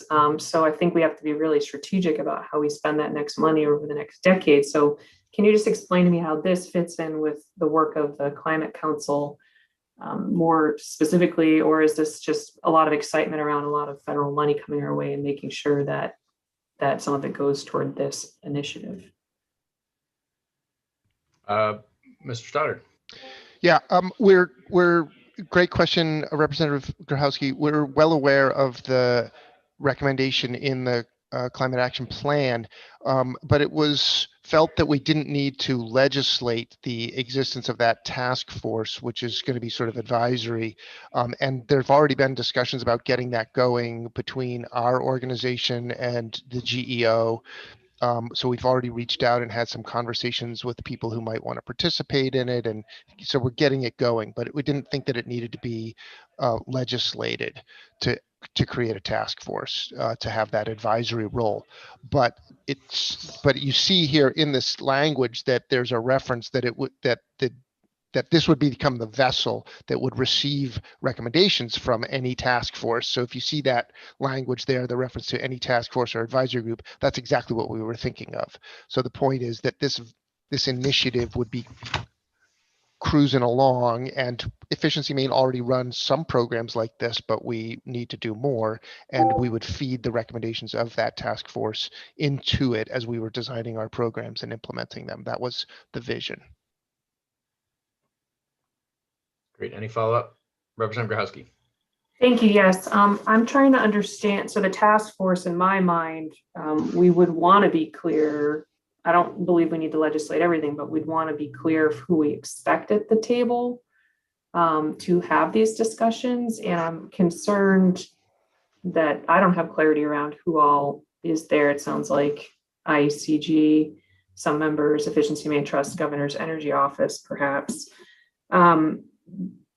My concern is some of the things that we might need to do in order to actually reduce these emissions may not meet the cost effectiveness tests of Efficiency Maine Trust. So how is it that you are the appropriate place to hold this work? Should it be under the Governor's Energy Office with you at the table? Mr. Stoddard. Well, so the way I look at it is we have programs and activities targeting the this sector of users already, and those projects are cost effective. I think you're right that there will be things in the future that Maine will need to do that, and including in the industrial sector, that may not meet that cost effectiveness test. And so when we get to those things, whatever they are, I think policymakers will have a choice to make whether they think they should change some part of the Efficiency Maine Trust law to say, well, in this case, we're going to apply different criteria, not the cost effectiveness criteria, but something else, and authorize us to go forward that way, because maybe you would feel that we were the best situated entity to help deliver that program, or you might find another organization that's a better fit for it, whatever that is. But for right now, in 2021, 2022, there's lots of work to do at these places that is going to be cost effective. And I think those will be the most attractive things financially for people to pursue. So I think that will be the lower hanging fruit. And I don't think you're going to leave anything on the table. I don't think you're going to miss something if you leave this the way it is. But it may not resolve everything that has to happen over the next decade or longer. I concede that point. Other discussion? Mr. Hudson. Thank you. I just wanted to echo Michael's point. I mean, I think one of the things that we see is that this is the way this is set up. I think it can be very useful to both the state's achievement of its goals, to industries achieve participation in achieving those goals, because there are areas, and I appreciate Representative Grochowski, your good memory on how well the industrial sector has done. We've done that in a large extent by fuel switching and efficiency investments in our facilities, but we still burn a lot of natural gas, and we know that is a transitional fuel. But right now we don't have access to everything that we need to replace natural gas. That's just one example. We have across the paper industry, for example, you've got lime kilns, and we're going to have to figure out what to do about lime kilns. We've successfully managed to get most of Maine's lime kilns off of oil. That has had tremendous environmental improvements. But there's more work to be done. I would anticipate, that this industrial climate transition initiative can help be a vehicle for at least, in addition to this short term, the specific projects that Michael said. But I see this initiative as continuing as long as we're on our track to 2050. So it's not just going to get, it'll get this initial ARPA fund, but we would hope that at some point there'll be more climate change transition monies available. This will have Maine already have a vehicle for figuring out how best to deploy it. And I think, having it housed in Michael's shop to us makes the most sense in the sense that they are very well coordinated with the GEO and with the Office of Policy Innovation in the Future. I mean, Michael's on the Climate Council itself. In fact, he and I were both, he chaired the working group and I was on it that actually recommended the Industrial Task Force as a way to sort of be a forward-looking marker on what industry can do to participate in achievement of those goals. So that's what we're trying to do here. Do something now. We have the GEO and the EMT had the good idea of sort of seeding it with some of this ARP money that was already specifically directed to business and industry. And so we think it's a great opportunity to begin the process that we're going to be on. And it's going to take us, the next 30 some years, almost 30 years to accomplish. Thank you. Representative Kessler. Thank you, Mr. Chair. I just wanted to clarify the piece about the federal funding aspect. Is it due to the fact that it's really unclear as to how that would be moving forward that we would just exclude that section from the bill? I certainly can support the amendment, the part K to help facilitate, but I'm just wondering about this other piece. I don't feel confident about that part. So. Mr. Hudson. Thank you, Mr. Chair. Representative Kessler, I think it's a good question. We're in a little bit of a different world. Normally, we would have anyone who wanted to get something done, as you well know, would hate to have a general fund appropriation in their bill because it would be certain, death on the appropriations table in most years. This year is a unique year. We've all been through a very unique year. If we find down the road that, if this bill gets to the floor, if this bill gets acted positively on the floor and then is going to be placed on the appropriations table, I would hope that along its journey, if we get clarity, we can do a floor amendment. If not, we can do an amendment in committee. We're willing to take that chance. It's a pretty, the way Michael structured it, it's pretty simple. If Section 3 becomes an obstacle, you can do exactly what you suggest, Representative Kessler, which is just a floor amendment or an appropriations amendment to strip it and then let the bill go through. So we're comfortable continuing the conversation and the discussion with members of the committee, the GEO and the EMT as we go forward and hope the committee will agree. Thank you. Representative Grahowski.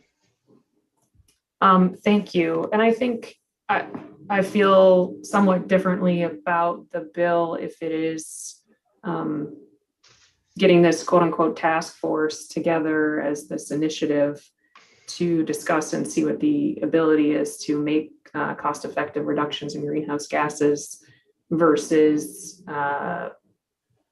stating, it's sort of a vague sentence in K saying where the funds could come from. If we find out over time that we know where they can come from, then that could be elaborated. I think my question here I think it's really important that that industry reduce its emissions wherever and whenever possible, and that we help with that because we all benefit from that. But where I always struggle with what we're going forward and doing is that we have 100% of a pie that we need to reduce emissions on. And while within the industrial sector, there may be the lower hanging fruit within that sector, how does that compare to transportation, to residential emissions? I would like to see more communication between this group and the bigger picture. And I don't know how we do that. I'm just articulating my concern. We put a lot of money toward dealing with an issue that's not actually the top issue and the most efficient issue to deal with. I really want to see that if transportation is our top thing, that we tackle that as efficiently as possible. Who is coordinating the entirety of the funds we have and the entirety of the problem that we have? Is it Efficiency Main Trust? Is it the Governor's Energy Office? I feel like it's hard to move forward with this without having an actual plan. I don't know how to ask that as a question. I'm just saying I'm really struggling with just chipping away at this bigger problem with no vision. Who's that question for? I'm sorry. Distracted. Both, because you both raised your hands. Okay. All right. Anyone, either Mr. Stoddard or Mr. Hudson want to comment? Well, I can't accept the premise of that last statement that there's no vision. That's an unfortunate characterization of a lot of work that a lot of people have done. There were about 250 people that worked on creating the climate action plan, and that starts to identify where the needs are. But every 3 years, the Efficiency Main Trust does a plan for all of the funding that it's going to use, that it has at its disposal, and it is organized by where the opportunities are for cost-effective savings, all of which are pursued for electricity and natural gas. And then for the unregulated fuels, we do as much as we can with the funds we have, and it's usually divided up proportionately by the different sectors and how much they constitute of load. So that may not be the preferred methodology that people would have us use, but it does seem to be the most equitable, and it has been reviewed and approved every 3 years by our board and the Public Utilities Commission and all the stakeholders, and that's how we plan to do it again. If people think there's a better way, we should divvy up the RGGI funds, which is the only part that's really left as discretionary. They should come to our stakeholder proceedings and comment on how we do that in our next triennial plan, which is going to be this summer, and we would welcome everyone to comment. But we take all of the provisions that are in the statute and all those directives, and we plug them in and we fund them as directed, so there's a method to it, and I wouldn't say that there's no vision.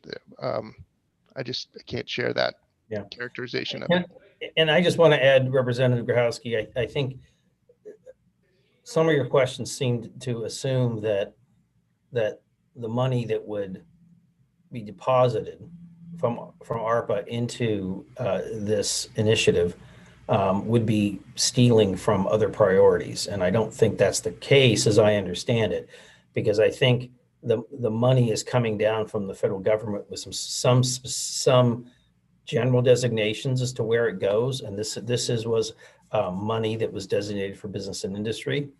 So I don't think that it's doing that. I would also submit, although I don't know, that if an industrial or a large business that has a fleet that can put together a good program for how it's going to convert that fleet to electrical or some other, fuel cell or hydrogen-based fleet, and that is the best program or the best project that comes before the trust seeking funds from this initiative, that would probably get funded, which would help. It's not necessarily driven just to industrial processes, but it's aimed at reducing emissions from that overall sector. So I think there is value in not prescribing so tightly that Michael's and his team can't effectively fund it. And we've always supported the fact that the best project should get funded. And if that best project is, you know, Shaw's getting a big boost for their vehicle fleet, or it's for, you know, or it's for a paper mill to put in a back pressure turbine, whichever one of those is the best investment of those public dollars is the one that ought to be funded. And Michael's team has been very good and very rigorous about pursuing that course. Go ahead, Michael. I'm sorry. I'm going to recognize Representative Grahowski first, just in case she has any comment, and then we'll see if there are further questions for non-committee members. Thank you. And I did intend to raise my hand, so I appreciate that, Mr. Chair. I just want to say I didn't mean to say there wasn't a vision. I'm sorry if what I expressed came out with the wrong choice of words. What I see is a vision, but no prioritization within that vision. We have a lot of really great goals outlined in each strategy and sub-strategy, but it's hard for me to assess which are the top goals, which are the most effective. And I think that the Efficiency Maine Trust has an incredible process. We can see that from the results of all the input that goes into it. So I guess I don't understand, if you have this process, can you not already do K without K? And additionally, I think that Mr. Hudson made a really great point that maybe the industrials find that using this money for fleet modernization is a good choice for them. And the language, and maybe there's nothing that precludes that from already happening through Efficiency Maine, but I don't know. This language says facilities. In my mind, a facility is a structure. Is it a car? I don't know. Maybe I'm just splitting hairs, but I want to understand, what is this? What are you gaining from this that you can't already do? And Mr. Stoddard. Fair question and good point. And I wanted to amend my prior comment by noting that 2 weeks ago, less than 2 weeks ago, the governor's office also put out the Maine Jobs and Recovery Plan, which was what I read to be their vision of how to help funding. Because I think that the point that Representative Grahowski is getting at is, okay, you've identified all the things you'd like to do. And now how do we prioritize going about that? And as you all know, a lot of it comes down to, if things cost money, where's the money going to come from? And so it's this constant endeavor of stitching together different funding streams with what they're allowed to be used for and applying them towards the various priorities you have. So, some of that you see coming through in the governor's Jobs and Recovery Plan proposal, which I think they were assuming people would have feedback on. And but I think if you look at it carefully, you start to see some of the priorities that they have there, and what they know might already be getting lined up for funding from some other source. So on the transportation, I think that's one of the toughest nuts to crack, because that is a funding that's not something that we have good established funding streams to take care of. So I think that's why you see, when the governor's energy office and GoPIF have had an opportunity to influence things, like, let's say, the settlement funds from the NECEC, they've tried to put some of their chips on that because they knew that was a pretty big need. And so they put, $15 million on EV charging stations and EV rebates, for example. So when those opportunities present themselves, they've tried to express their prioritization in that way. You are correct that we have some ability to do some of this already at Efficiency Maine with our existing funding streams. And I'm talking about the industrials at this point. And we intend to continue doing that, but we are funding constrained in that area, because most of where the big carbon savings opportunities are with these industrials are on unregulated fuels. Steve mentioned lime kilns and some oil consumption. So that is a place where we are funding constrained. So this is an example of us seeing an opportunity where there might be some new funding and saying, hey, let's put some of our chips on that square, because that's a big need that we have that's identified, and this would be a way to prioritize that. So I think this is an expression of some of that prioritization you're seeking.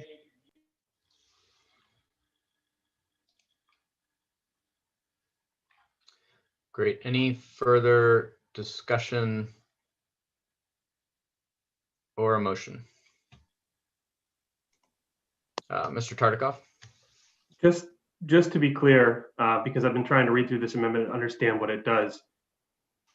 When an initiative is described, it's describing essentially a new program at the trust that would develop these strategies and, subject to the availability of funds, provide funding for them. Is that correct? Because I know we were talking about that task force. This isn't intended to create that task force in any way. There wouldn't be a collaboration on the development of the initiative required, would there? Mr. Stoddard? I think it was envisioned, it was envisioned that this initiative would take input from that. So whatever the output of that task force is, or any other advisory group that's on point, this initiative would take that input and take it into consideration. So as Representative Grahowski and Mr. Hudson were pointing out, some of these things are evolving and coming to people's attention as new technologies come along and new federal programs and other things come along. And so we would take that input and fold it into the initiative. I don't know if that quite answers your question, Mr. Tartikoff, but that I'm hoping to avoid the situation of establishing a whole new an additional area of reporting. I was hoping that this initiative would be perceived, because we run something that's called the custom program now, and it's a big sort of an umbrella that handles all these types of programs. And what I was hoping to be able to do was to sort of, with this legislation, shine a bright light on a particular subset of those of the activities there, and to indicate that that would be a named initiative, and that we, if as funds permitted, that we would put those funds there, and also as recommendations came out of these advisory or task force groups, they would that's where they would go. So it's just sort of connecting the dots as much as anything. Dan, is that helpful?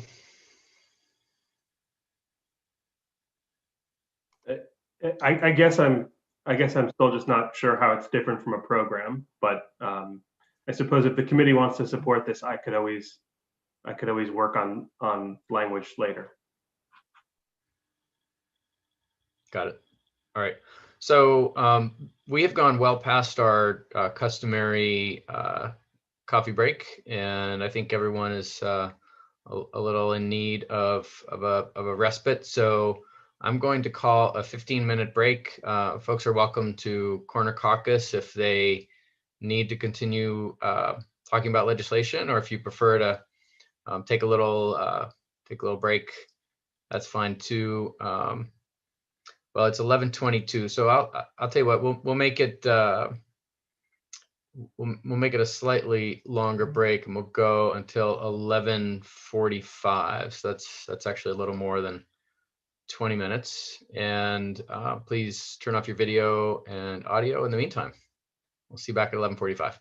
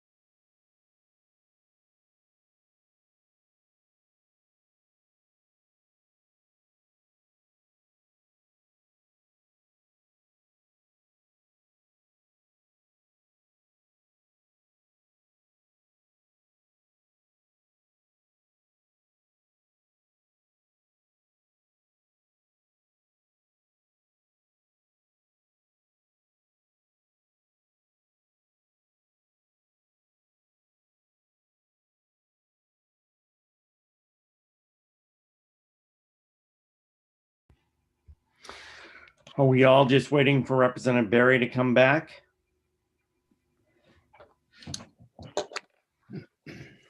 It appears so. Yep, he's coming back right now. Great.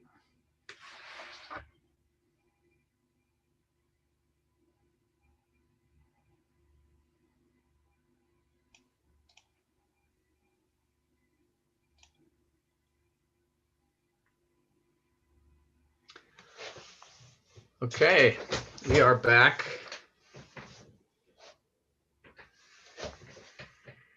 From a slightly longer than anticipated break and caucus, and we're still discussing LD 1554. There has not yet been a motion made, but the chair is happy to entertain a motion if there's anyone wishing to make one. And I think I'll start with Representative Wadsworth. Do you have a motion you wish to offer? Yeah, thank you, Mr. Chair. I'd like to move this ought to pass as amended. And the amendment would be the one that you presented earlier today. Yeah, correct. Yep. With the money coming from the general fund rather than ARPA monies. Yep. Exactly. And Dan, is that clear? Sure. Did you want to put a placeholder amount in, or did you have an amount in mind?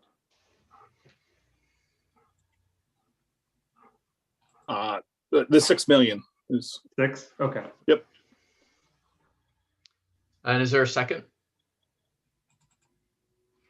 I'll second that. All right. Senator Lawrence seconds the motion. Is there any discussion?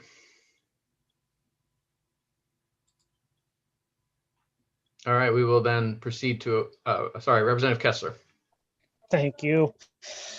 I hate to belabor this, but can I just get clarification from Mike Stoddard again on a section K of this amendment? You bet. Hi, I'm here, but I was teleported over just as Representative Kessler's question was phrased, so I missed it entirely. What was it? That's Something okay. about I section didn't K? have to skip. So, Representative Kessler. yes, thank you, Mr. Chair.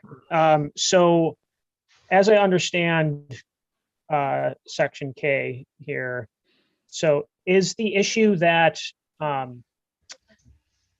this language would be needed because it may not, or that certain measures that these industrial facilities would need to implement would not necessarily pass the cost effectiveness test, as in like an SIR of greater than 1? Mr. Stoddard?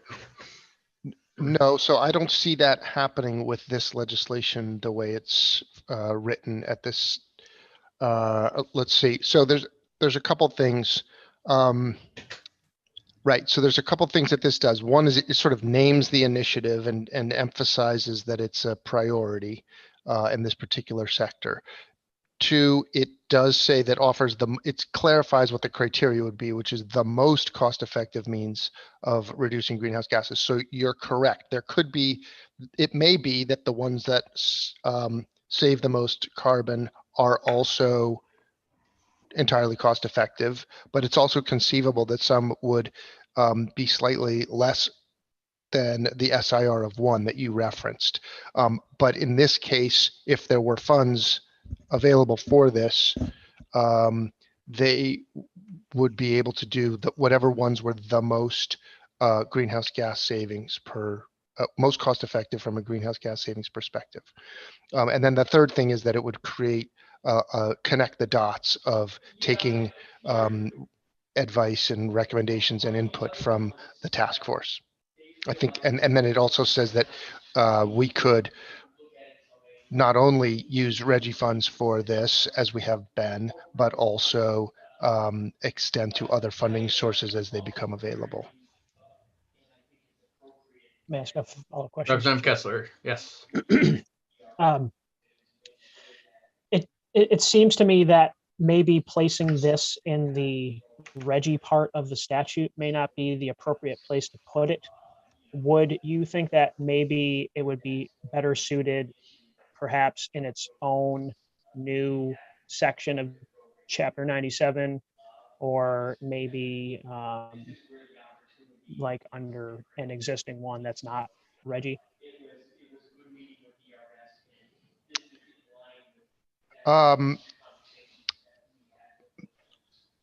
Like for example, I'm looking at 10.115 that deals specifically with federal energy programs.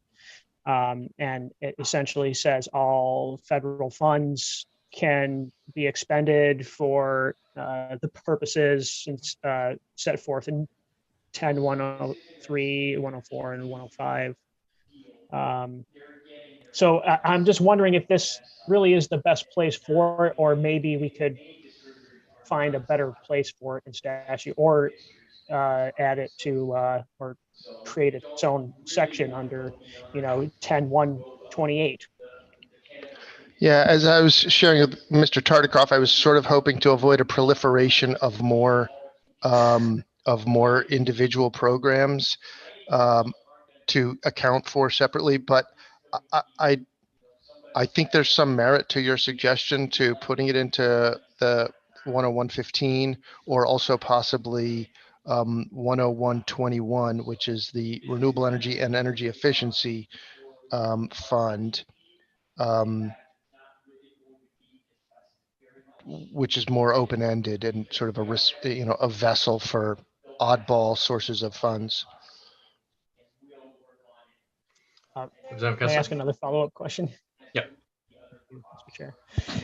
You got it. So by placing that language, this section K language in statute, would that be in direct opposition to the cost effectiveness requirements throughout the rest of the statute if it doesn't actually meet a cost effective criteria? Mr. Stoddard. It would, if we got to the point where we're moving beyond projects that satisfy that cost-effective test and moving into areas that are that don't satisfy it. So you're correct that thus far we've always focused on projects that exceed that test. And as you heard Mr. Hudson say, there will come a point where when we start to shift from natural gas fired industrial processes to whatever the next cleaner fuel is after that, those projects may not satisfy that cost effectiveness test. And so this language provided that it would then shift to the most cost effective among them. And so you're correct that that would be a departure. Representative Kessler, any? Yes. Follow-up? Yes. So we heard in the committee yesterday a bill having to deal exactly with this, which would expand the PUC's charge of how we calculate things, not just in terms of cost effectiveness, but greenhouse gas emissions. And that is that in direct correlation with efficiency mains programs, in that PUC charge directs the efficiency main charge, or is that two separate things? Sorry, I didn't really follow that. I think it's two separate things. It's Okay. not. Yeah, I think it's two separate things.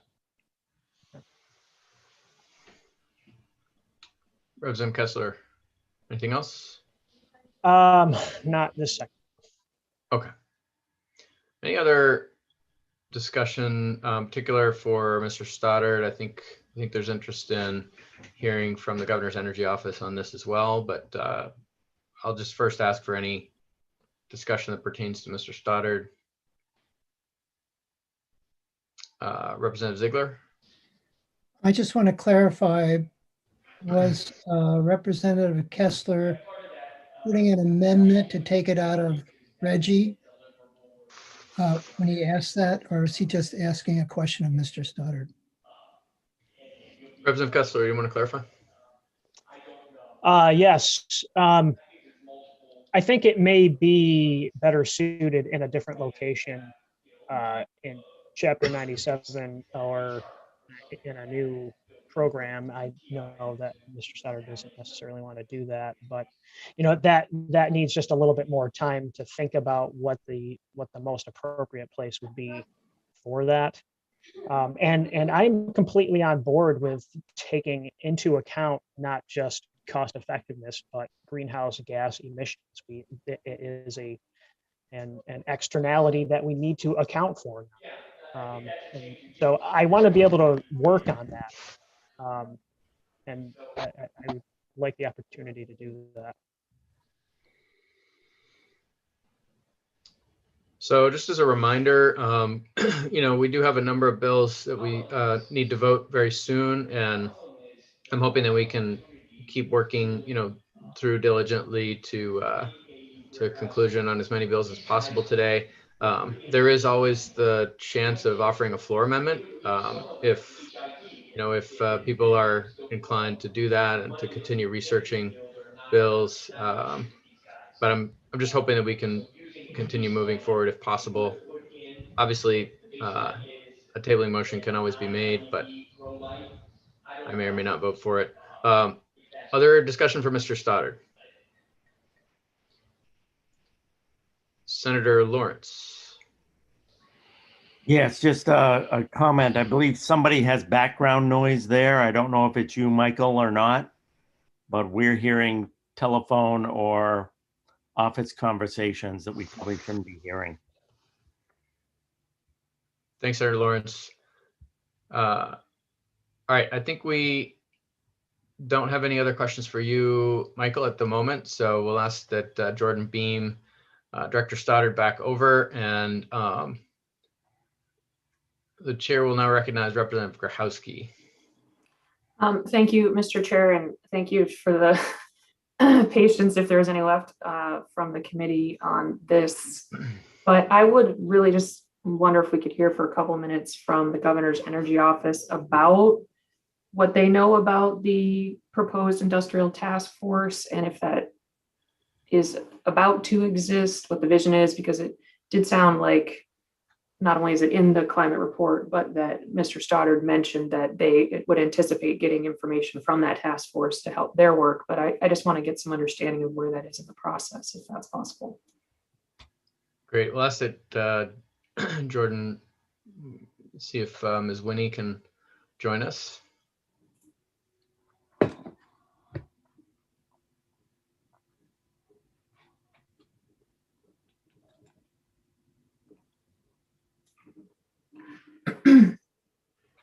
And welcome. Did you hear the question, or do you need it restated? Yes, I did. Thank you, Representative Berry, members of the committee. I am Melissa Winnie, Energy Policy Analyst with the Governor's Energy Office. So the Industrial Task Force, there's been some initial kind of conversations about when and who to include and how to launch that. As has been stated, I think we have the ability to do that without needing statutory direction.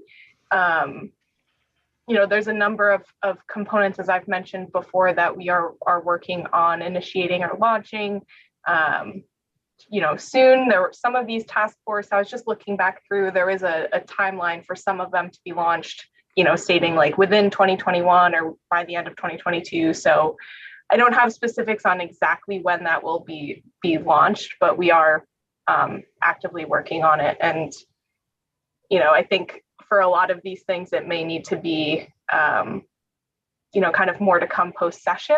We have limited resources in our office and in the GoPIP office. And so, prioritizing our time and our efforts. But as Mr. Stoddard stated, there have been some conversations about that.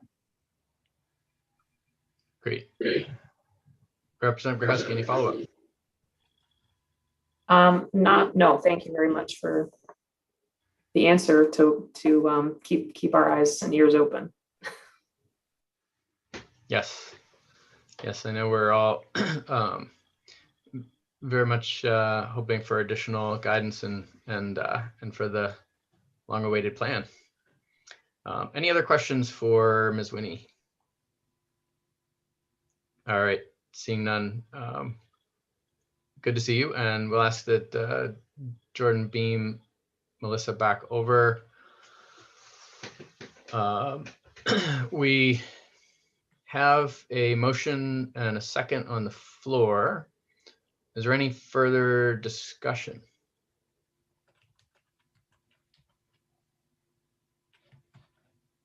Okay, seeing none, we will proceed to a vote. I'll ask that Jordan call the roll. All right, so the motion is ought to pass as amended for LD 1554, and we'll start with Senator Lawrence. Yes. Senator Lawrence is a yes. Senator Vitelli? I believe Senator Vitelli is absent. Senator Stewart? Yes. Senator Stewart is a yes. Representative Barry? Yes. Representative Barry is a yes. Representative Cuddy? No. Representative Cuddy is a no. Representative Grahowski? No. Representative Grahowski is a no. Representative Kessler? No. Representative Kessler is a no. Representative Ziegler? Yes. Representative Ziegler is a yes. Representative Wood? Yes. Representative Wood is a yes. Representative Wadsworth? Yes. Representative Wadsworth is a yes. Representative Grignon is also absent. Representative Foster? Yes. Representative Foster is a yes. And Representative Carlo? Yes. Representative Carlo is a yes.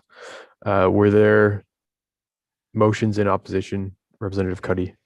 So the question is, what is the minority report? Representative Grahowski, do you want to speak first? Sure.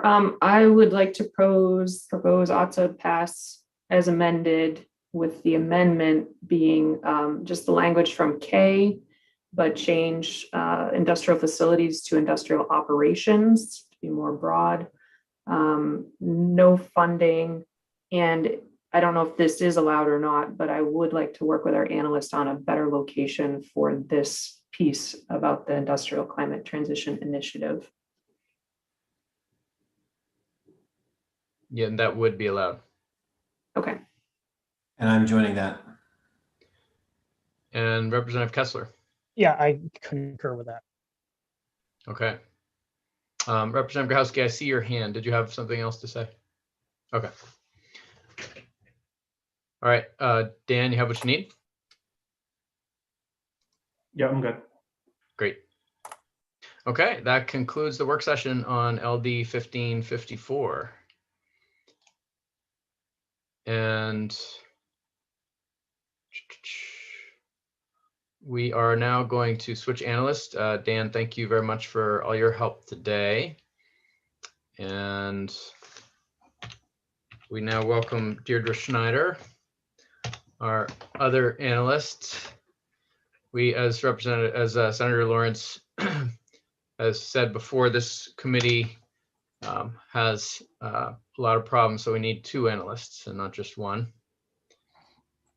And Deirdre, remind me what the next bill is. I don't have it in front of me. LD 1264. Great, which is an act to allow owners and renters to use future electric bill payments to finance heat pumps. And I think before we even go to the analyst, I'm just going to recognize the sponsor to see if he has any updates for us on this bill. Thank you. And I forget if Deirdre has given us a report on this bill yet or not, but I can save Deirdre some time and apologize for her having to prepare. My feeling at this point is this is a good idea. It's one definitely worth exploring. We need to find different ways to expand getting heat pumps and other electricity saving devices or energy saving or conversion to electricity devices into homes. But I just don't think we have time during this session to give this focus. And there are a number of different issues we would have to work out. So with leave of the committee, I'm going to ask for an ought not to pass report, and I'll make that motion. Okay, the sponsor has moved his bill not to pass. Is there a second? I see Representative Wadsworth seconding the motion. Is there any discussion? All right. I think that Senator Lawrence has set a good example for me and for all of us, and we will proceed to a vote. Jordan, can you call the roll?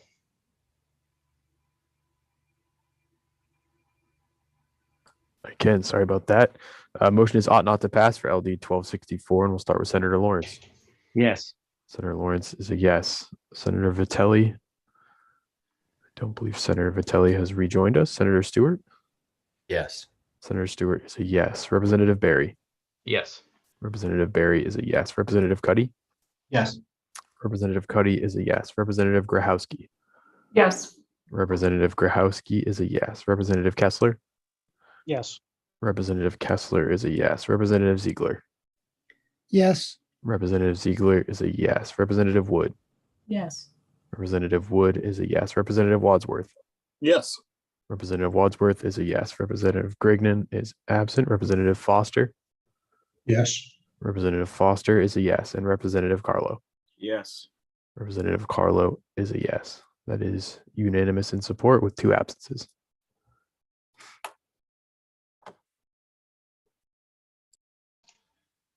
Thank you, Jordan. And that will close the work session on LD 1264, bringing us to our final work session of the day, LD 1587, which is an act to remove the municipal ordinance exemption for the development of non-essential transmission lines.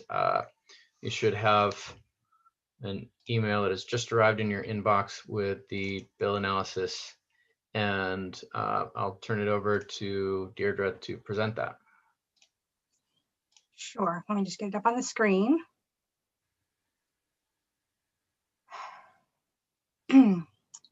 So this bill removes the construction of non-essential transmission lines by an investor-owned transmission and distribution utility for the transmission and distribution of electricity from a generation source located outside of the state from the whole or partial exemption from an ordinance when the Public Utilities Commission determines that the exemption is reasonably necessary for public welfare and convenience. It also changes the rulemaking authority under Maine Revised Statute Title 30A, Section 4352, subsection 4, from routine technical to major substantive. Here's a list of people that testified on the bill at the public hearing. A couple of notes from and issues raised in testimony. Those in support of the bill, Neil Goldberg from MMA stated that transmission line construction is very intrusive to communities and remain an eyesore after construction. They can impact property values and thus diminish the property tax revenue. Since non-essential transmission lines have such a dramatic and lasting impact on municipalities, they should have a say in the matter before their fate is sealed. Elizabeth Caruso from the town of Caratunk said that these types of projects should be treated like any other development project because it is not a utility project necessary for liability or to meet any other main need. What other business or homeowner has the power to seek an exemption from local permitting requirements? And Sandra Howard from Say No to ECE said, if a transmission line is not proposed for the general welfare of the state, then each impacted community should have a say on what is constructed within their borders. Those in opposition to the bill stated, and this is not everybody, but these were the common themes in the testimony, that this bill would abrogate the PUC's power to put statewide interests first. Tony Buxton from IECG stated all transmission lines provide reliability because they provide electricity, in this case, badly needed renewable electricity. Giving small towns or any municipality the ability to block regionally approved transmission lines creates the clearly wrong potential abuse of power, the corporate temptation, the opportunity for the town, and the massively disproportionate risk of harm to the public argue against permitting such a test. And Jim Mitchell, on behalf of CMP, stated the power of the PUC to exempt municipal review is limited, appropriate, and necessary. These decisions are made through a deliberative process, provides for notice to affected parties, requires a hearing, and an opportunity to provide evidence and arguments at the hearing. Those testifying neither for nor against the bill, Sean Mahoney from CLF said that the bill applies only to investor-owned T&Ds and questions why a consumer-owned utility shouldn't also be subject to the same rule. This change could also apply to offshore wind power generated outside of Maine's territorial waters. This has the possibility of allowing one municipality to halt a project that has otherwise received all other necessary approvals under municipal, state, and federal law, regulations, and ordinances. Melissa Winnie from the Governor's Energy Office stated that they were concerned with unintended consequences that could have, including how this could create impediments to clean energy deployment and its impact on Maine's ability for regional coordination. And others made that similar argument about the concerns that it would have on regional coordination efforts. And Chairman Bartlett stated that the committee may want to clarify the definition of non-essential, as well as consider how this legislation fits within the larger context of the state's climate goals. And all transmission projects, regardless of the purpose, would have to obtain a CPCN after extensive commission review that includes all other public input. Additionally, I want to raise this part, but before I go there, I'll just see if anybody has any questions first. So, Any questions? All right, thanks for checking. So this next part here is in relation to LD 1295. So that's the initiated bill that you had a joint work session with ACF. I think it was last week now, I can't remember. So there are some pieces of this bill that are also contained within the 1295 bill. So first off, section 2 of this bill amends section Title 35A, Section 331, subsection 4A, in the same way that Section 2 of LD 1295 is amended. So it's the same change, it's the same amendment.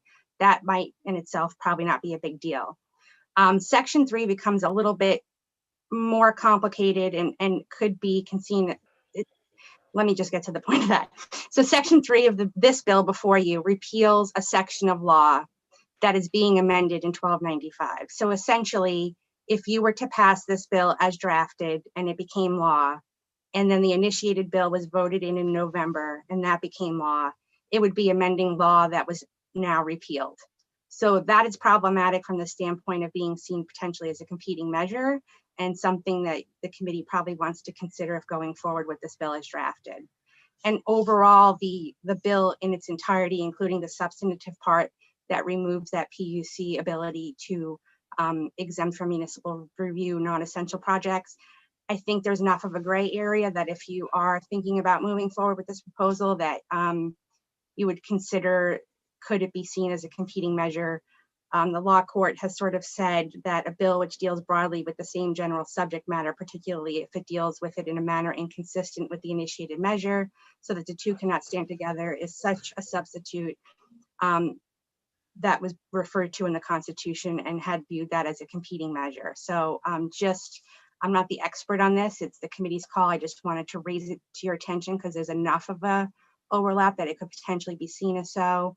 And so if moving forward, you may want to seek an AG's opinion, or another option would be to carry it over to the next session once the vote occurs in November. And with that, I can take any questions because that was a lot of information thrown at you pretty quickly. Are there questions from the committee? Deirdre, I would personally like to ask the AG's opinion on this. I think we owe it to the sponsor and all who brought it forward to at least do that much due diligence. If we are interested in supporting the bill, I'm not entirely clear. The initiative is no longer in the hands of the legislature, correct? Correct. So my understanding is that historically when the legislature has been in possession of an initiated bill, that it has from time to time created a competing measure, but this is perhaps somewhat uncharted territory, and so I think we need to hear from the AG on it. I can put in a request for that, and they've given opinions before in similar situations on this topic. Great. Any other discussion? So I'm personally not quite comfortable voting on this bill until we know a little bit more about whether it is or is not a competing measure. My I think there are members on the committee who would like to support it. There are members who might prefer to vote against it just on the merits, but not knowing whether it is or is not a competing measure, I think is a pretty big unknown. So any discussion or a motion? Representative Kessler. Yes, Mr. Chair, motion to table this bill, please. It's been moved to table. Is there a second? Seconded by Senator Lawrence. And we'll go ahead and call the roll on that. Jordan?